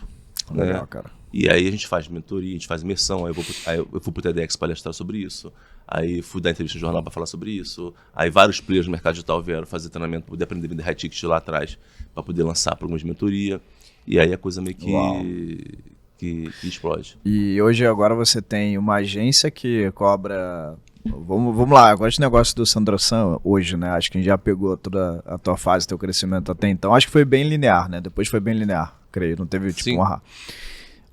Quais negócios você tem? Quanto que você cobra? Me fala um pouquinho. Cara, a gente tem... Hoje 2021, eu montei um grupo para fazer isso que eu estava falando. Pega esse mesmo playbook e a gente aplica esse playbook em várias empresas, em várias marcas. Então, diferentes, tá? E para cada marca dessa, a gente tem algumas empresas satélites que rodam ao redor dessa marca. Então, eu vou te dar um exemplo. Em Florianópolis, a gente tem a Rede Milionária, que é uma marca focada em ajudar donos de redes de varejos a escalarem as suas empresas, né? Sim. E, enfim, temos essa marca rodando e a gente tem uma agência que faz campanha para esse público também. Então, são duas marcas que rodam ali para esse nicho. Qual o nome? Rede Milionária? Rede Milionária. Eu acho que esse Instagram começou a me seguir ontem. Entendeu? Legal. E aí tem esse nicho que tem duas empresas que tem duas esse nicho. Sim. Aí a gente tem uma operação com acelerador de audiência, tá? Que é uma marca de mentoria para donos de... Enfim, empresários que estão querendo conseguir audiência, acelerador. Então a gente tem um programa de mentoria e temos um programa de assessoria. Tá? Então são dois produtos para esse público. Que é a agência que você me comentou. Não, ainda não é agência. Isso são programas de mentoria, é mentoria e consultoria. Sim. Tá? Basicamente, são duas empresas nesse grupo. Tá. Aí eu tenho essas duas, que é o acelerador. Aí eu tenho uma Exos, que é um BPO, uma agência, né? Você pode chamar assim, a gente não chama de agência, a gente chama de BPO ali. Sim. Tá? Mas é um BPO que está focado em pegar toda essa mesma metodologia que eu uso no acelerador, e eu ensino, e eu entrego como consultoria, eu entrego como serviço no BPO. Sim. Tá? E a gente tem no BPO um ticket a partir de 25k ao mês, né? Ao mês. Tá? Ok. São 250k por ano. Na verdade, são 250k por ano. Sim. É isso. Então, a partir de 25, pode ir até 700k por ano. A gente tem vários clientes ali, como a gente tem a Farm como cliente, 300. A gente tem várias empresas como que pagam até 70 mil por mês, né? Marca de roupa. Uau. Né? A Faculdade de Belas Artes em São Paulo. Uau. Entendeu? Uau. Então, a gente tem vários clientes que a gente entrega disso.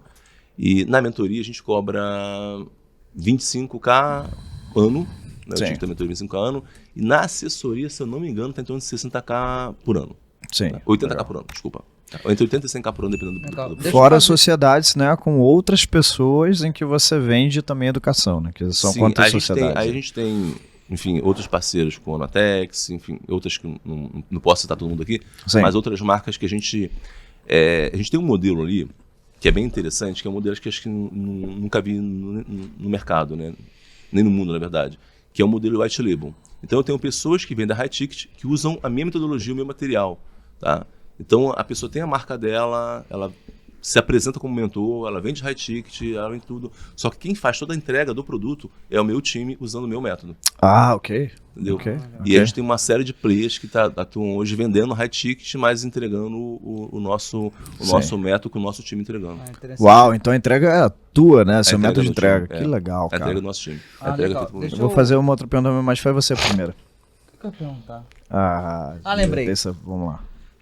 Nesse modelo de BPO, você tem um preço totalmente fora da curva para o mercado. Como é que é essa captação de vocês? Como é que vocês fazem para captar esse cliente que vai te pagar no mínimo 25k nesse seu produto? É isso, Cara, né? geralmente esses clientes vêm ou de palestra ou de evento. Tá? Aham. Hoje são os dois principais funis. A gente até agora, pro ano que vem, a gente vai começar a ter a gente vai inserir mais um canal de vendas ali, mais dois na verdade, que a gente vai começar a fazer eventos para poder captar esses clientes, né? Porque faz muito sentido ali. O cliente do BPO, o cliente que compra esse tipo de consultoria nossa, geralmente ele não é um cliente que ele está muito focado em aprender. Ele quer de fato alguém que faça para ele, né? Ele já tentou aprender antes, já tentou fazer antes, então não é o foco dele aprender. E quando ele aprende, é um processo que não é muito difícil você manter num programa de mais longo, você manter esse cara ali, porque ele aprendeu, não justifica muito, sabe? Ele ficar ali por muito tempo. Então, Sim. para a gente faz muito sentido a gente investir cada vez mais no serviço, tá? Porque o serviço você entendi. mantém esse cara ali para sempre. Para contigo, sempre. pra sempre. Interessantíssimo. Gera resultado para ele, traz dinheiro. Então o foco é manter a pessoa não por um ano, né, para estruturar, mas mantê-la continuamente. Sim, tem clientes que a gente tem lá. É uma empresa nova, né? Tem acho que 2 anos. Sim. Mas tem clientes há 2 anos. Legal. Que interessante. E Sandro, aquela pergunta que eu faço sempre, quanto que você conseguiu fazer de dinheiro aí para suas empresas em um único ano? Qual foi o máximo que você chegou a fazer? Cara, 60 milhões. 60 milhões, perfeito. A gente Isso já vendeu para suas mais de, empresas. hoje mais de 200 milhões Sim. no mercado, mas dentro de um ano 60. Legal. Isso para sua empresa, né? Sim, Tirando pra a minha empresa. Não é para parceria. cliente. Tá, ótimo, legal. Cara, primeiramente expressivo, mas o que fez você chegar nesse faturamento? O que você, desse conjunto das 3 fases, o que você usa de mantra para ter atingido esse objetivo? Cara, eu acho que disciplina. Ok. Tá? Eu começaria pela disciplina de você... Às vezes você tem muitas oportunidades, embora a gente tenha vários negócios, mas a gente tem muita clareza do que eu quero, do que a gente está fazendo, né? E eu entendo que nem toda oportunidade ela é uma boa oportunidade se não estiver alinhada com o objetivo central. Então você ter clareza do que você quer fazer, você ter foco no que você... Enfim, clareza e foco naquilo que você pretende construir, acho que isso que fez uma grande diferença. Acho Legal. que se você tiver... Você tinha perguntado antes, né, sobre essa coisa de você ter vários negócios, você estar ali envolvido com várias coisas. Eu de fato não sei fazer de outra maneira, mas eu entendi que se eu tiver um foco primeiro no cliente, se eu tiver um foco primeiro no canal de distribuição, se eu entender quem eu quero como cliente, quem eu quero como cliente na ponta, eu posso criar várias soluções e vender para este cliente. E aí eu consigo ter várias empresas. Legal. Tá? Legal. Com o mesmo playbook e às vezes com o mesmo cliente, né? Isso. Ou um ou outro, até os dois juntos, né? O playbook é uma coisa também que eu penso que, para mim, fez muita diferença. É muito importante para a gente, como empresa, de modo geral, porque se nós somos um ecossistema de consultorias. Sim. Tá? Isso para mim é muito claro. Nós somos um ecossistema e fundamentalmente de consultoria. E eu falo isso para dizer o seguinte, porque como consultoria, eu estou muito preocupado em criar metodologias que vão entregar um resultado na ponta. Sim. Então tudo que nós fazemos tem que ser um processo replicável. Eu não estou interessado em coisas que são muito... Embora possam ser disruptivas, mas elas dependem de um talento humano. Então eu preciso de um foco muito grande no método. Eu sempre falo que minha cabeça é a cabeça de McDonald's. Tá? Sim. Cara, eu não quero ter um mega, um astro ali que tudo depende dele, mas que se ele sai, perde tudo. Então a gente tem um bom... Eu falo muito de vendedor. Eu falo muito das palestras. Eu falei, por que o Full Sales não depende de talento? Porque a gente tem processo. O que eu busco no vendedor é ambição, garra, determinação, disciplina e coração ensinável. O processo eu tenho. Isso. Então tu vai seguir o processo. Então eu faço robô. E aí eu não fico dependendo de talento. Eu sou o talento, levo faturamento. Ninguém Total. leva faturamento da Função nas Costas. Tanto é que o rank lá, vocês percebem, ele fica assim, ó.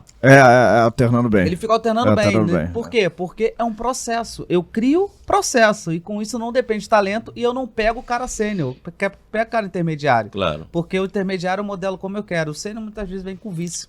Então a galera fica atrás do vendedor bala de prata, né? Do vendedor estrela. Cara, se tu tiver um processo que sabe e treinar esse cara dentro do processo, é replicável.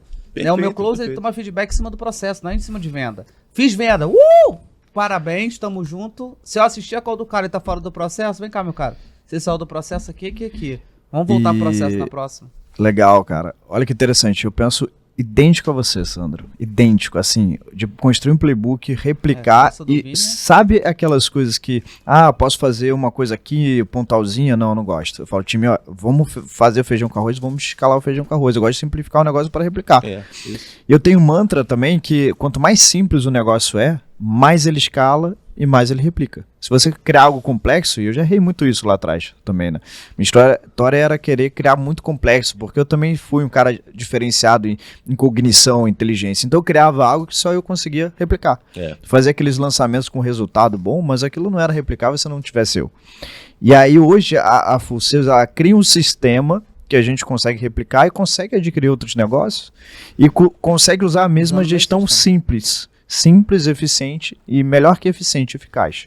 Muitas vezes a gente quer ser eficiente, ganhar um percentualzinho aqui e ali e deixa de ser eficaz, que é na hora que você replica, né? Então a gente é bem idêntico em relação a isso. Total, isso com certeza. Acho que eu lembro que lá quando a gente montou a gente montou uma editora chamada Dom em 2014 e que a gente começou a fazer pós-produção, né, ali.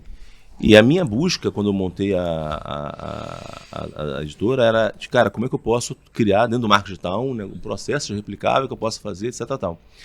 E na época, o meu desânimo naqueles meus momentos era porque eu não conseguia encontrar, nos processos de vendas que existiam, né, com lançamentos, etc. Tal, um modelo que fosse homogêneo.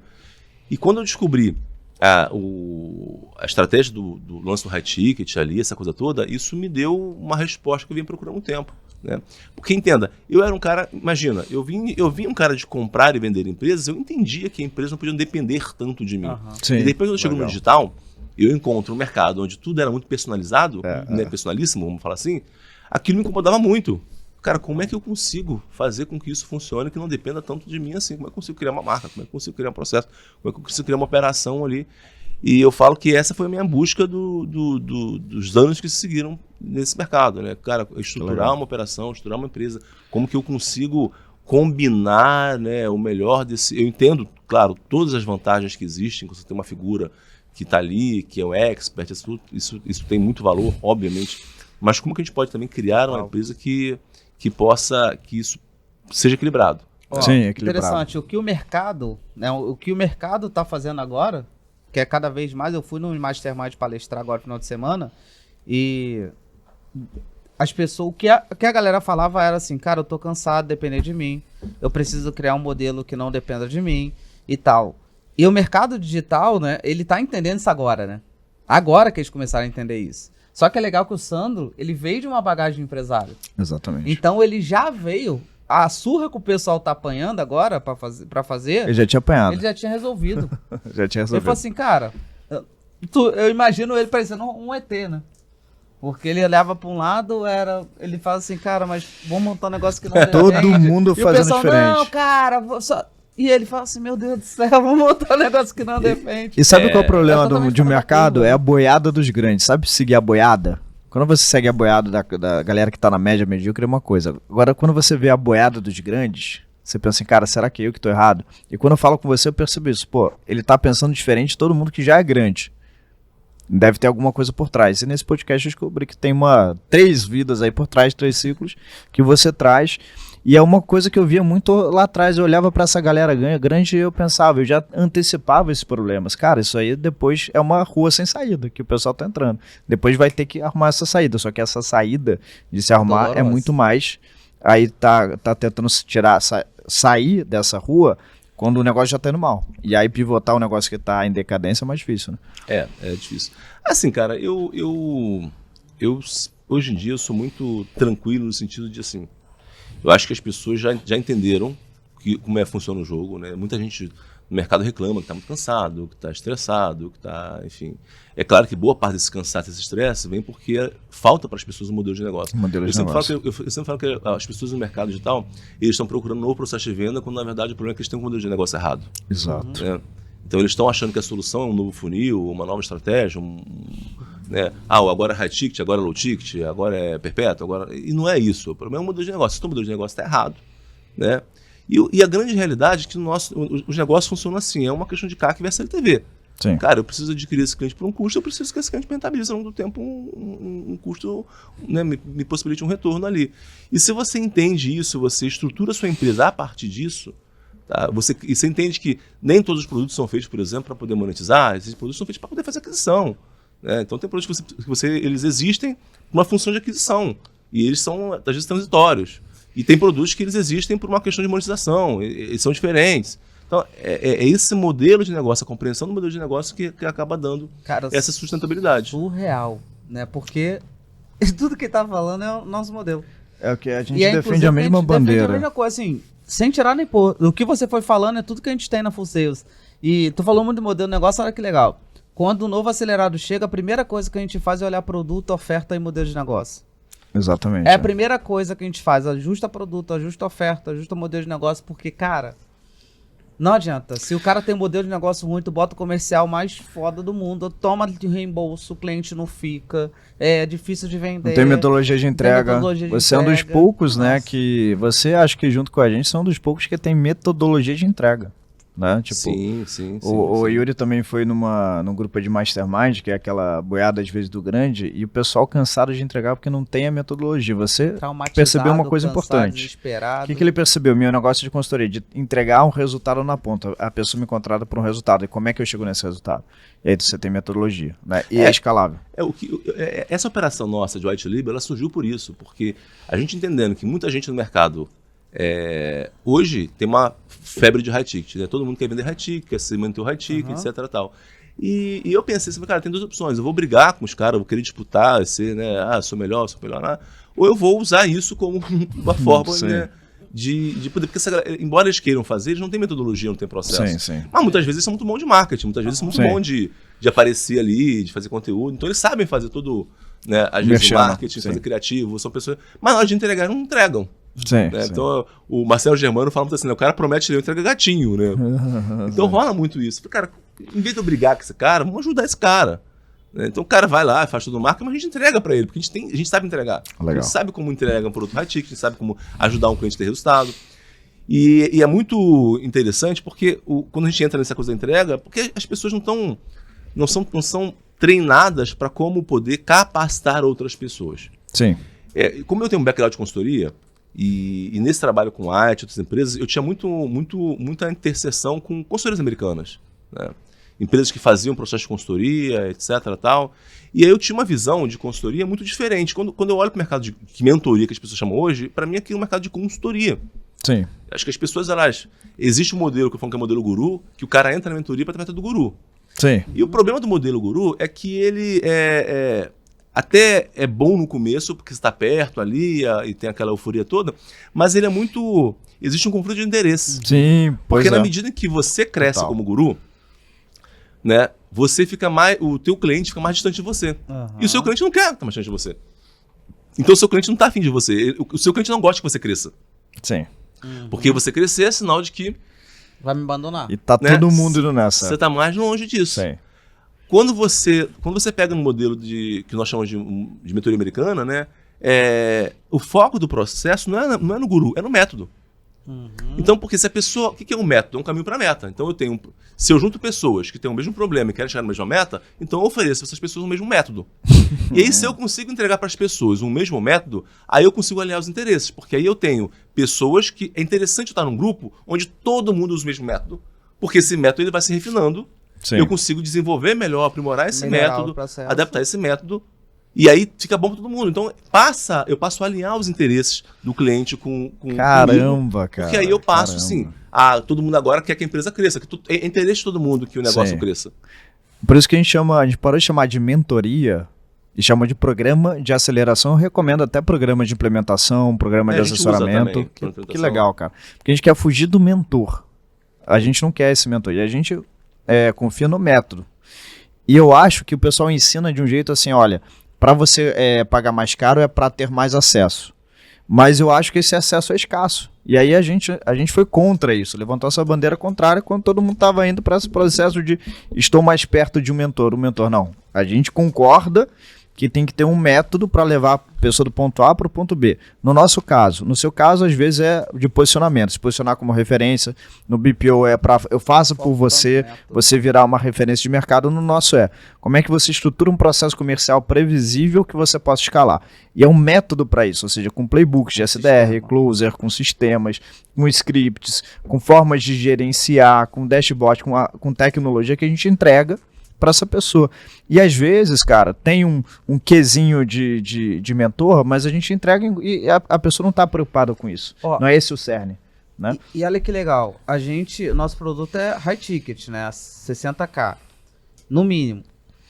Cara, a gente não tem problema de cliente reclamando que não tem acesso a gente.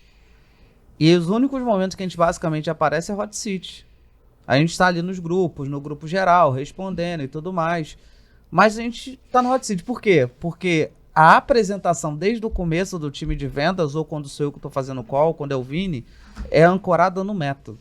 Exatamente. A gente apresenta, mas é o tempo todo o sistema, o método, o sistema full sales. Então a pessoa entra querendo o método, e não o Yuri, o Vinícius ou o Matuto. Sim. Com isso a gente tem liberdade para pensar em outras coisas. Já chamou de programa de aceleração até para desassociar, e a gente responde às vezes porque a gente quer, cara. Porque se a gente não quer, a gente não responde, mas porque meu time geralmente dá resposta. Eu gosto de uma frase tanto do dono do Airbnb quanto do Alex Hormozi, que ele fala que você nunca tá grande demais para estar longe do seu cliente. Então esse contato com o cliente a gente mantém ainda para entender, né? Conversar com ele. E é nosso papel, porque a gente montou o processo, o processo funciona, a gente tem CS1, CS2, CS3, as coisas acontecem sem a gente. A gente estava até brincando que no último podcast a gente estava lá, no podcast que começou, tinha dado 3 vendas. Ontem, né? Dia desse a gente tá gravando um podcast dia todo, 4 podcasts, saímos 170k de vendas, nenhuma a gente fez. E aí, isso num dia, né? E aí a gente tem mais tempo para olhar, conversar com o cliente às vezes, né? Manter esse relacionamento ainda com ele para entender ele cada vez mais. Sim, né? sim. E conseguir direcionar o nosso negócio. Eu acho que esse é um ponto importante, porque muitas das vezes o que eu percebo ao longo dos anos lidando com os mentores que estão fazendo isso, é que quando eles estão perdendo muito tempo atendendo o cliente, e às vezes eles acham que atender o cliente é uma coisa boa, né? Então quando eles ficam muito tempo atendendo um cliente ali, é legal, porque a pessoa gosta de estar ali, etc, etc, tal. Só que ao mesmo tempo, eles perdem um pouco a visão do todo. Exato. E eles não conseguem ter tempo de criar e desenvolver de fato uma metodologia. Uhum. Então hoje na nossa empresa a gente existe uma cultura em todas as marcas nossas, semanalmente tem uma reunião de times de entrega. Então todos os times de entrega têm 1 ou 2 reuniões por semana. Geralmente uma reunião para você poder discutir como você melhora o processo de entrega como um todo, e é uma reunião muito pedagógica de entender como que a gente melhora os entregáveis e aperfeiçoa e otimiza os entregáveis, e uma outra reunião que é para discutir alunos, o que está acontecendo com as turmas, né, com os mentorados. Caramba, então tem 2 reuniões toda semana, todos os times de entrega das mentorias, para poder entender. Então o tempo inteiro a gente está olhando, cara, como é que eu melhoro, né, o desenvolvimento de cada aluno e como é que eu melhoro o desenvolvimento da entrega como um todo. Legal. Que massa. E aí tem um gestor de entrega que fica coordenando sempre isso. Que massa. Mas essa é uma preocupação. Então eu quero dizer que não é que o fato de você não estar ali, que a entrega está abandonada, que você largou, às vezes, no monte. Pelo contrário. Até melhor, né? Às vezes isso é para você poder olhar, né, com muito mais eficiência. Auditar o processo. Auditar o processo muito melhor. A gente avalia isso e realmente torna um processo que, com o tempo, pode até dar uma caída, mas no médio prazo se torna muito melhor. A atenção com o cliente, a resposta nossa ela é super rápida, 3, 2 minutos. É uma resposta precisa, porque esse CS, né, a Customer Success, tem um playbook de como é que agir. A gente cria a metodologia, tanto escrita quanto gravada, então a gente tem um time capacitado para responder a pessoa e ajudar o cliente a seguir no método, né? Então isso a longo prazo é muito melhor para o cliente e não gera isso que você falou, conflito de interesse, porque o cara está dando atenção pessoal, está dando lá a pitada de dica dele lá, aqui, acolá, começa a dar cada vez menos dicas para essas pessoas, porque o tempo dele torna escasso e aí o negócio não tem cai, Começa a perder perde, o pessoal fala mal no mercado, ou seja, tem gente que pergunta pro pô, a mentoria do fulano é legal, pensa, pô, tá ruim, não tá entregando, e aí para de vender. E eu falo que a melhor estratégia, ô Sandro, de vendas e marketing, muitas vezes é a entrega.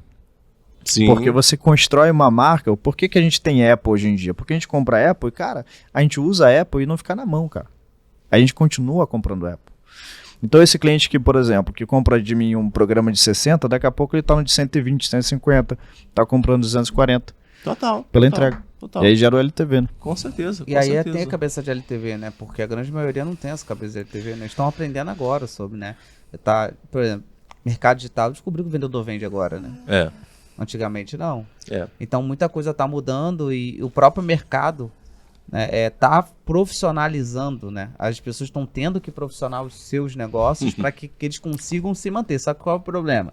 Eles ficaram muito bons em marketing, zero de gestão, zero de comercial e estão rebolando. É, cara, é que você falou, né? Acho que o mercado digital, ele tá descobrindo agora as coisas que o mercado tradicional já faz a vida inteira, né? Porque A vida inteira. ter vendedor, isso não é novidade, não surgiu agora, isso existe há muito tempo. Pô, né? Eu te falei, 30 anos atrás eu tava lá entendendo. Então, assim, nada disso mas as pessoas ainda tomam isso como se fosse uma grande novidade. Né? Essas são dois mundos muito separados, às vezes. Porque você sabe que eu lembro que em 2017 eu tinha uma dificuldade muito grande de trazer pessoas do mercado digital para os meus produtos. Geralmente meus clientes não eram do mercado digital. Tá? Meus clientes eram prestadores de serviços, eram consultores, outros consultores, eram eventualmente coaches, eram terapeutas, mas pessoas que estavam mais offline. Uhum. Por quê? Porque a galera do mercado digital ainda estava na farra dos lançamentos, vamos falar assim. Né? Os lançamentos ainda eram muito dinheiro, era fácil de fazer e ninguém queria ter time de vendas. Ninguém queria vendedor, contratar, treinar. Né? Ainda hoje, a gente tem uma resistência muito grande, imagino que você deve sofrer muito com isso. Né? Tem uma resistência ainda das pessoas de tipo. O cara, sabe, gerenciar, cara. Tem um problema que eu vejo hoje. O cara bota o vendedor lá e ele acha que o vendedor tem que se virar sozinho. Então é uma frase: joga na parede e vê quem cola. E tipo assim. E vê, cara, bota o cara lá. E o cara não tem processo, o cara não tem método, o cara não tem script, o cara não tem roteiro e cobra o cara vende. Né? E tipo assim, só liga pro cara pra cobrar o cara porque não vendeu. É exatamente isso. A gente vai começar uma nova fase da... A gente fez um produto chamado Full Sales Service, que era esse BPO, né? A gente vai relançar ele, né? A gente ganhou escala nele primeiro para gerar playbook, aperfeiçoar playbook. Acho que o Dan foi eu faço por você, ele ajuda muito a isso, né? Você faz pela pessoa e você tá lá vendo que dá certo ou não dá. Aí depois a gente foi para um outro programa mais escalável, que é uma assessoria. Ele ganha mais de escala. Só que a gente está estruturando a formação de head nossa, tá? A gente já tem de Close, SDR, Social Seller, e agora a gente está entrando com a formação de head. Por quê? A gente queria escalar em pessoas para entregar isso. No BPO você precisa escalar em pessoas. E às vezes é mais complicado escalar em pessoas, tá?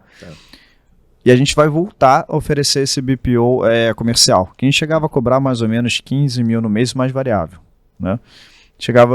Tinha negócio que pagavam pra gente 45 no mês, pra você ter ideia. Uma vez falou 80. Legal, bom. Então é um negócio que a gente quer escalar, porque o grande, cara, tem vários níveis. Cara, eu não posso parar pra tocar isso aí, e é muito caro parar pra olhar pra isso aí. Então a gente vai voltar a atender essas contas grandes, né? Como empresa, tá? Sim. Mas foi sempre estratégico, cara. Foi tudo bem pensado. Vamos fazer primeiro pros grandes, ganha esse nome, ganha a melhora do playbook, vamos pro escalável. Esse aqui deixa os produtos escaláveis, eles tracionaram muito pra gente. E agora que a gente está mais montado, tem o podcast, está indo para uma sala presencial, a gente volta para esse BPO a comercial que atende muita gente. Muita gente do... Eu também sou do mercado real, tá, Sandra? Eu não sou do mercado digital, não. O que eu usava? Eu usava estratégias digitais para vender meus produtos físicos. Eu vendo ainda a fração imobiliária de férias, que é 60 mil, 120 mil. Tá. A gente vai lançar agora um resort. Time sharing. Tu vem time sharing? Usava lançamento e webinar. Já vendeu? Meu irmão, toda a nossa metodologia de vendas é de lá, cara. Descobriu o meu segredo. A gente vai vir com o empreendimento agora. Mas time sharing, os caras time sharing são bravos de venda. Sim. 250 milhões que a gente vai lançar agora, cara, com um sócio até super conhecido, ele tem 13 milhões no YouTube, né? A gente já vai revelar. Vem pro podcast aqui, depois a gente revela. E a gente quer fazer no lançamento 50, 60 milhões, mas usando a mesma metodologia que na verdade a Fullsales usa, que eu usava para vender esse produto, né? Então eu ficava no meio da sala da galera digital, todo mundo vendendo o produto e eu vendendo o meu produto. Eu via isso que você vê, cara, a galera pensando às vezes muito só nesse jogo de Instagram, hypar, aparecer nos stories, vender, fazer um negócio assim e não construir empresa. E agora a maré subiu, né? O CAC aumentou e aí muita gente está saindo correndo atrás aí querendo se virar. Agora montar a empresa, aí agora fica longe. Então é muito bom, ô Sandro, conseguir conversar com alguém que entende esse jogo, esse quebra-cabeça, e você entende muito bem. Hoje você já está num patamar que você quer ir para qual direção? Você quer ter uma vida mais tranquila ou você quer chegar a, por exemplo, 100 milhões por ano, 200? Você tem alguma meta financeira ou não? Vou sossegar. Então, cara, eu não tenho muito uma... É claro, a gente tem as nossas metas, né, individualmente, cada empresa ali... Enfim, são várias empresas, a gente, dentro de cada empresa tem uma meta financeira, a gente quer crescer todas elas. O nosso DNA é um DNA de crescimento, isso aí, sem dúvida. Sim. Eu não estou numa vibe de quero descansar e tal, estou muito novo para isso ainda, ainda tem muita coisa para poder fazer ainda. Mas, ao mesmo tempo, eu tenho um certo desapego especificamente de um número ou de outro número ali, tipo, eu quero ter esse... cara, eu quero ter o máximo que eu puder ter, mas, enfim, ao mesmo tempo eu não estou apegado, eu não estou sofrendo por conta disso. Eu quero sempre estar fazendo um bom trabalho, eu quero estar colocando as minhas ideias em práticas, eu quero estar vendo as minhas empresas crescendo, eu quero ver... eu entendo que as minhas empresas, elas são como um veículo, uma ferramenta para enriquecer as pessoas. Então, não necessariamente para mim enriquecer, mas para enriquecer as pessoas de modo geral. Então eu quero que o meu time enriqueça, eu quero que as pessoas que estão trabalhando enriqueçam, eu quero que as pessoas de uma forma geral enriqueçam. E por que não te enriquecer? Não é que eu não quero que me enriqueça, não é isso. Né? Eu tô dizendo assim, ó, rico, que não é uma... o que eu quero dizer é que eu o que me motiva, né, não é tipo, eu vou ficar mais rico, entendeu? Isso não me brilha os olhos. Você já se considera rico? Cara, eu acho que não. Eu acho que tem gente que Flávio Augusto, eu acho que é rico. Sim, tá. Então rico pra você é Flávio Augusto? Peraí. Eu acho que Flávio Augusto sério, o que é rico pra você hoje? O que seria rico pra você? Em termos de dinheiro? De patrimônio. Cara, não sei, não tem essa pira, não. Ele é rico, ele só é modesto. Não tem essa pira, não tem essa... Tá certo, agora a gente vai revelar. Não tem essa pira, não. Tá, legal, cara. Cara, eu tenho até uma expectativa, assim, depois eu vou trazer no outro podcast com mais tempo, mas eu queria revelar aquilo que a gente não revelou até agora, né, cara? O que virou a tua chave lá naquela linha de trem lá, que fez você sair de 0 a 20 contratos? Disso. Cara, então, bicho, sabe o que é interessante? Lá atrás, quando eu tava naquela linha de trem, e foi interessante porque eu pensei assim, eu perdi tudo, né? Não tem nada a perder. E quando eu falei eu perdi tudo, eu comecei a fazer uma recapitulação de tudo que eu tinha perdido. É muito estranho isso, mas é meio que como se eu estivesse querendo checar, né? Porque a pessoa que quer se matar nesse nível, tá? A ideia é tipo assim, cara, você não tem mais jeito, ok? Tipo, não tem jeito, eu quero ir porque não tem mais jeito. Né? Então não tem mais jeito, eu perdi tudo. E meu tudo era o seguinte, poxa, eu muito novo fui gerente de um banco, eu muito novo tive dinheiro, muito novo tive sucesso, muito novo tive reconhecimento, e de repente eu perco tudo isso. Né? E eu perco isso, eu perco relacionamento, eu perco amigos, eu tenho problema com meus pais, porque eu pego dinheiro emprestado com minha mãe, e eu não tenho como pagar, e putz, amigos meus que tinham dinheiro investido comigo, não sei o que, vai pro buraco, então, né, eu perco tudo, é isso. Eu comecei a contabilizar minhas perdas. Eu contabilizava, perdi meu dinheiro, perdi, né, isso, perdi meu pai, né, eu comecei a contabilizar aquilo que eu entendia serem minhas perdas naquele momento. Né? E eu falava assim, olha, então se eu perdi tudo, eu vou me matar porque não tem mais o que perder. E quando eu pensei, não tenho mais o que perder, isso me deu um insight, porque eu entendia que, na verdade, eu estava querendo fazer aquilo porque eu tinha algo a perder que eu não queria perder. Que era o meu orgulho. Uau. Eu entendi que, na verdade, eu não vendia porque a cada vez que eu chegava num cliente e que eu ia fazer uma oferta, eu apresentava muito bem o produto. Mas quando chegava na hora de oferta, na hora de negociar, instintivamente, eu não queria que aquele cliente soubesse que eu tinha perdido tudo, que eu tinha fracassado. Então eu queria manter a minha minha pose. Eu queria manter aquele espaço. Entenda, eu era um gerente de banco. Eu estava acostumado com as pessoas virem para mim pedindo coisas. Eu estava acostumado a ser o cara que dá uma coisa. De repente, estava ele vendendo. Eu falava, cara, é uma humilhação eu estar vendendo. Então, cada vez que eu negociava com um cliente, eu queria manter, eu queria proteger isso. Você entende que eu estou querendo guardar algo, que tem algo que eu não quero perder aqui? Eu não quero perder essa coisa, eu não quero perder esse espaço que eu ocupo. Eu não quero perder esse posicionamento que eu ocupo. Eu não quero perder isso.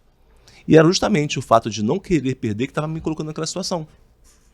E quando eu entendi isso, e quando eu voltei para um cliente e eu liguei para um cliente, eu lembro que eu cheguei lá no meu escritório e eu pedi para ligar do telefone da empresa porque eu não tinha mais nem dinheiro para ficha para ligar. E eu subi para o escritório da empresa, voltei e pedi para dar uma ligação. Eu liguei para um amigo e ele era um corretor de seguros. E eu falei assim, ô fulano, me indica um cliente que tenha condições de pagar um curso de inglês que eu vou vender para esse cliente. E esse meu amigo falou assim, pô, você tá maluco, como eu vou te dar o telefone do cara pra tu vender curso de inglês, pô, tu tá doido, pirou, pô, cliente, porque ele era um corretor de seguro, né, então ele tinha uma carteira de clientes. Aí eu falei, não, cara, ele falou assim, olha, eu falei assim, não, pode me dar, eu não vou dizer que você que me deu o telefone, eu só quero o telefone. E ele me deu o telefone de um cara que era diretor de uma empresa famosa, vou falar aqui o nome aqui, né, mas era diretor de uma empresa muito famosa, e ele falou, olha, esse telefone aqui é o telefone vermelho, da mesa do cara. O nome dele é tal, o cara tem grana, eu acho que ele precisa de inglês, né? Na posição dele, né? Diretor dessa empresa e tal, multinacional, uma empresa, enfim. Cara, eu acho que ele precisa é contigo. E eu peguei o telefone e liguei pra ele. E eu pensei assim, bom, meu processo de vendas era, eu primeiro preciso vender a visita. Né? Eu não vou vender pelo telefone o curso de inglês, né? Sim. Eu preciso vender a minha presença, preciso me vender para estar lá. Trabalho SDR. Aí eu comecei a ligar pra ele, e eu liguei e falei assim, alô, doutor fulano, aqui é Sandro, sou da Caixa, queria marcar uma reunião com o senhor. Aí ele, mas quem é você? Eu falei, então, eu sou da empresa assim, eu quero marcar uma reunião. Ele, mas como é que eu vou marcar uma reunião com você se eu não te conheço? Eu falei assim, eu entendo, mas é um assunto do seu interesse. Ele, qual é o assunto? Eu não posso falar. Aí ele, mas se quer que eu marque uma reunião, você não quer me dizer qual é o assunto. E você acha que eu vou marcar uma reunião com você? Assim mesmo. Eu falei assim, eu acho, porque você vai gostar do que eu vou te falar. Aí ele falou assim pra mim, mas quem indicou o telefone? Eu falei assim, olha, se o senhor me receber, eu falo quem indicou o telefone. Temos um acordo? Aí ele, putz, né? Tá bom, vem aqui. Aí eu chego na reunião do cara. Uau, cara. Uau. Aí eu entro na reunião com ele e marco com ele. Quando eu chego na reunião, eu marquei com ele no dia seguinte às 9 horas da manhã, se eu não me engano. E eu chego lá e quando dá 10 para as 10 o cara chega. Eu tinha um script de vendas, um roteiro que eu usava que durava 25 minutos, cronometrado. Eu fazia testes, eu fazia direto. Minha apresentação de vendas demorava 25 minutos. Todo o meu passo a passo. Ele chegou, 10 para as 10, ele chega na reunião, entra assim e falou assim, você quem é? Eu não lembrava de mim. Ele, você quem é? Não, Sandro. A gente falou pro telefone. Ah, o rapaz, não sei o quê. Rapaz, é o seguinte, me desculpa, eu me atrasei, eu tive um problema agora, né? Você tem 10 minutos. Caramba. Eu olhei pro relógio e falei assim, pô, só a apresentação demora 25, mais objeções, fechamento, não tem como, né? Aí eu falei assim, doutor, infelizmente eu tava indo embora. Não vou conseguir falar com o senhor hoje, não. Mas eu falei, não posso lhe atender hoje. Aí virou, né? Que era ele, né? Eu não posso atender o senhor hoje. Aí ele, mas como não? Eu falei assim, não, porque eu marquei às 9, são às 10, né? Eu já estava indo embora já e tal. Aí ele, vamos marcar outro dia. Tá bom. Ele pega a agenda dele assim, né? Eu lembro que ele tinha uma agenda de mesa. Ele pega a agenda dele e faz assim. Segunda-feira, às 10, tá bom? Eu tinha uma agenda eletrônica. Eu tava no meu paletó, puxa a agenda eletrônica, olha assim, vazia, né? Nada marcado na agenda. Segunda eu não posso. Aí ele, tá bom, terça-feira. Aí marcamos na terça. Oh. Aí eu chego na reunião. Entro na reunião, né? O cara, eu tinha um processo, meu processo de vendas assim, eu sentava na mesa, eu tinha um Brookside, que era um folder dobrável, que eu abria e eu mostrava todo o produto, ali as aulas, o curso tinha CD, DVD, livro, não sei o que, eu mostrava a foto daquilo tudo ali. Eu tinha uma maleta 007, que tinha aquela matéria toda, e eu abria aquilo tudo na mesa do cara, o cara vê, né? E eu botava o contrato assim, e eu já tinha já um esquema. Eu tava falando pro cara, quando eu chegava no fechamento, eu virava o contrato pro cara, assina aqui. Então o contrato ficava aqui, porque eu não queria impactar ele com o contrato, tipo, puxa o contrato do nada. Sim. Então o contrato visualmente ficava ali, isso facilitava dele poder, né, ver, então eu só virava o contrato ali. Então eu gero menos impacto emocional na hora do fechamento. Ó. Aí eu, putz, o cara não. Quando eu botei, não pode ter nada aqui na mesa. Aí eu, tá bom, boto tudo, guardo aqui, boto minha pastinha aqui. Já comecei com dificuldade, né? Aí eu começo a falar. E eu sento, ele faz assim, tipo assim, tá, pode falar. Aí eu começo ali, tento no começo fazer uma investigação e tal, levantar necessidades, e ele não fala nada, monossílabo, não fala nada.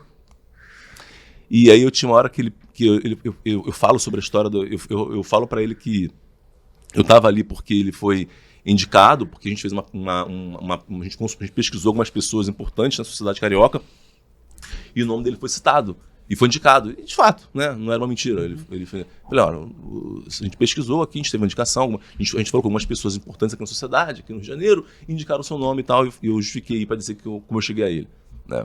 E eu começo a falar, explico tudo, passo todo um processo de venda, 25 minutos, faço todo o meu roteiro, e no final, e ele quase não fala, e aí eu termino, eu falei, faço uma coragem de preço, não faço o fechamento. Né? Eu fazia uma coragem que diz o seguinte, falei assim, olha, quanto custa você para aprender inglês? Uau, né? Ancoragem no nosso processo, ok. Aí ele fala assim, olha, ancoragem? Eu falei assim, olha, se você fizer um CCA, você vai pagar R$100 por mês, R$100 por mês em 12, dá 1.200 por ano, você leva 5 anos para aprender inglês, dá R$6.000 em 5 anos. Você gasta material didático, passagem, etc. Você gasta R$10.000 para aprender inglês. Né? Faz sentido?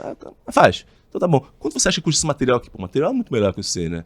E o cara fala, e a gente ensinava em 18 meses. Aí o cara fala assim, acho que uns 5 mil. Ele falou uns 4 mil. E era natural. Geralmente o cara falava metade. Acho que uns 4 mil. E depois eu vendi. Custava 2.400 o ticket, né? Aí depois eu vendi. Isso era esse processo. Mas eu fui em coragem. Aí lá, eu acho que vai uns 4 mil e tal. Acho que vai uns 4 mil. Tá bom. Aí eu fiz assim. Ele, aí? Falei, acabou. E eu não fiz oferta. Aí ele, ué, mas e agora? Eu falei, não, me fala o senhor, o que você achou? Porque eu falei, cara, se eu fizer oferta agora, esse cara não vai comprar, não tem ideia se ele vai comprar ou não. E eu só tinha aquela venda, eu não tinha nenhum outro cliente pra visitar, só tinha aquele, era o meu último cliente. Aí eu falei, me fala o senhor, o que você achou? E aí, cara, ele faz isso aqui, ele solta os braços, primeira vez na reunião, ele faz isso aqui. E começa a conversar comigo pela primeira vez. Aí ele, olha, achei bom, achei assim, achei assado e tal.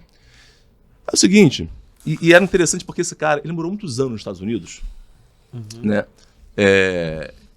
E sabe aqueles caras que são muito assim, arrogantes, que tipo assim, brasileiro é tudo merda e americano é que é foda? Ele era esse perfil, arrogante, muito arrogante. Nesse ponto. Aí ele vira e fala assim, cara, achei muito bom, morei 5 anos nos Estados Unidos, 3 anos em Londres, acho que inglês é muito importante. Inclusive lá em casa todo mundo fala inglês, eu falo inglês, minha mulher fala inglês, meus filhos pequenos falam inglês. Aí eu penso, né, como é que eu vou dar um curso de inglês pro cara que já fala inglês? Aí todo mundo fala inglês.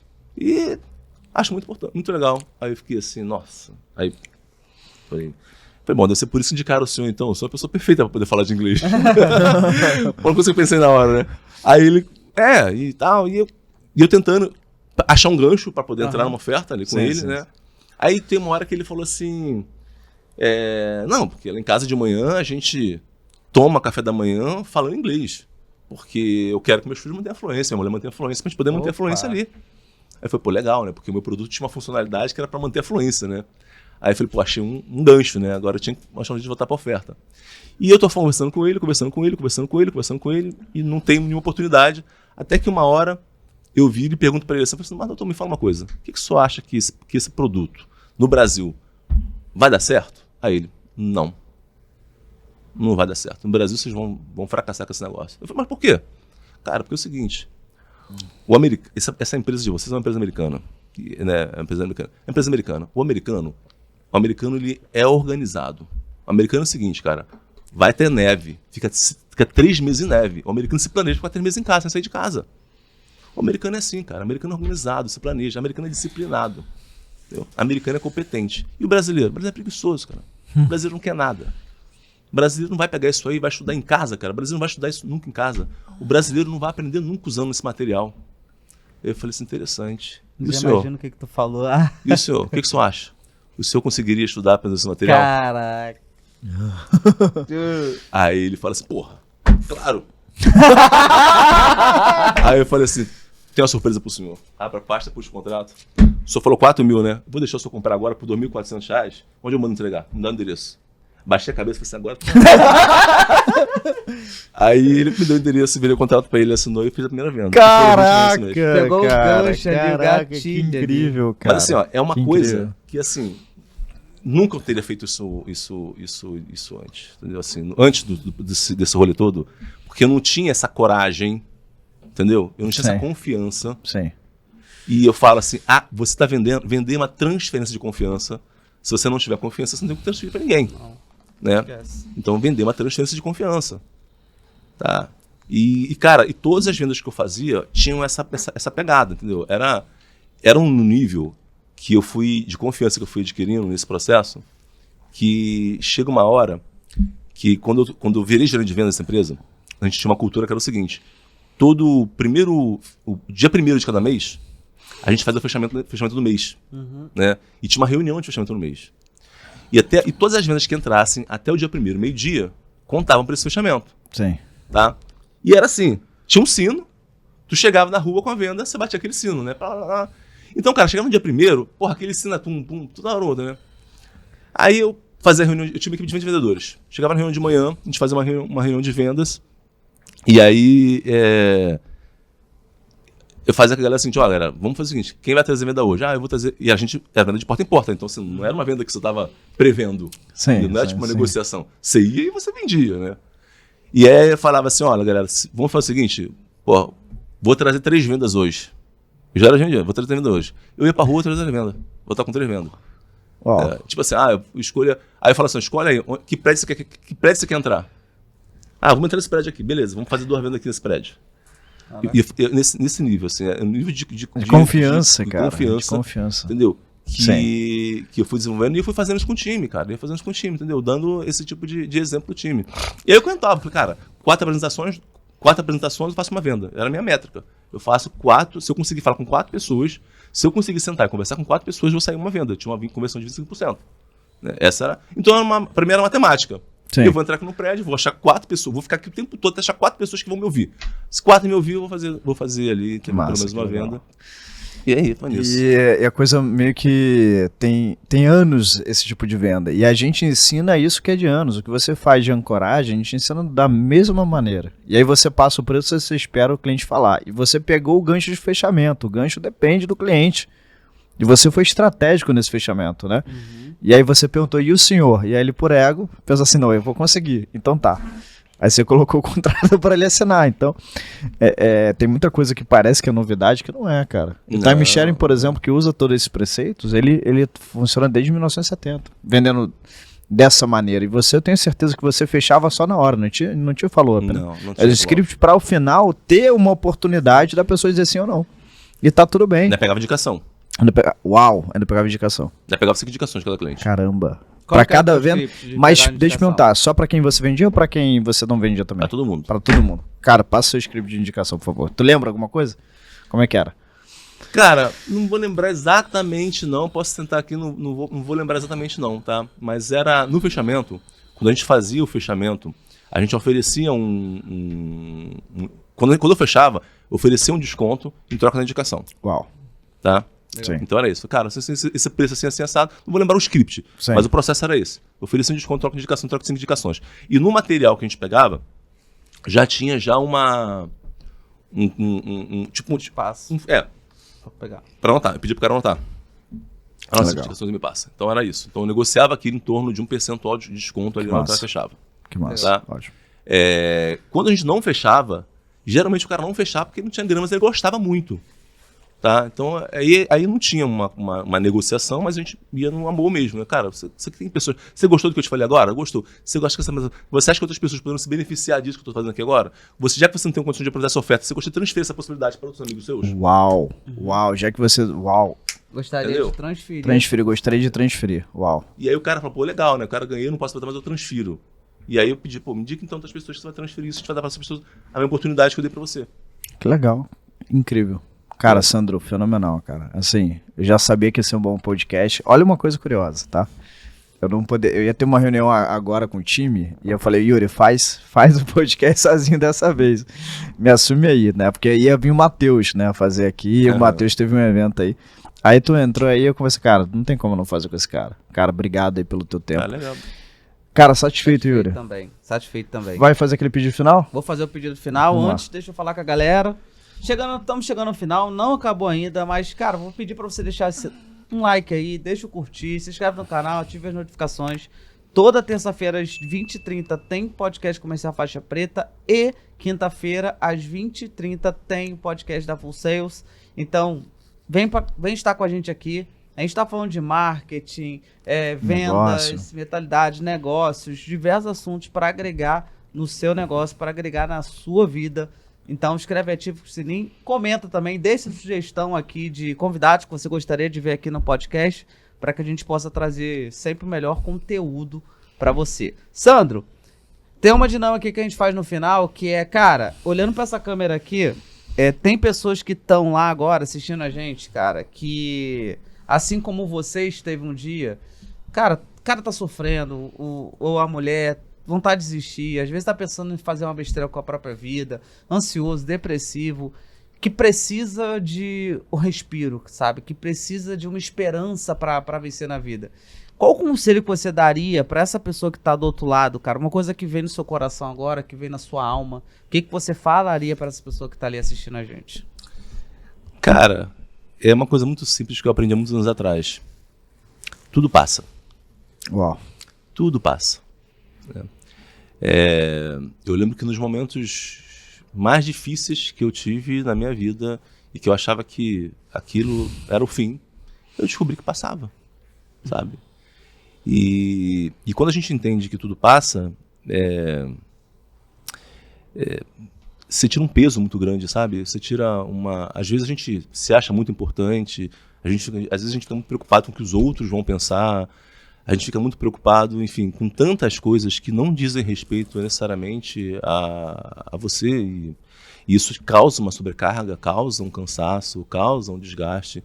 Muitas vezes a gente sofre por coisas que, sabe, você olha para trás e você fala, nossa, cara, eu sofri por isso. Então, meu irmão, tudo passa, sabe? Tudo passa. Acho que foi a maior lição que eu aprendi na minha vida, depois dessas 3 vidas. Das minhas 3 vidas, que legal, demais. cara. Sandro, Massa, cara, demais. obrigado pela sua presença. É surreal, né? Muitos insights que a gente tira aqui, a gente aprende demais, pega consultoria, né? É legal você ter compartilhado com a sua experiência muito do caminho, né? Do modelo e tal, e é legal que a gente olha e fala assim, caramba, a gente tá no caminho certo, né? É isso que a gente faz, é isso que a gente acredita, né? Para esse lugar que a gente tá indo. Exatamente. Então, cara, muito obrigado aí pela sua presença e conta com a gente aí pro que precisar. Eu que agradeço vocês, obrigado aí, vocês dois, pelo convite, né? É um prazer estar conversando aqui com vocês, né? Mas tô aqui no Rio de Janeiro, é fácil da gente poder chegar aqui, bater esse papo aqui, foi legal. Obrigado a todo mundo que tá assistindo a gente aqui, né? Conta comigo também, precisando aí, tamo junto. Tamo junto, irmão. Valeu! Beijo pra você, um abraço e cuida e até o próximo episódio. Tchau, um abraço, tchau. tchau, galera.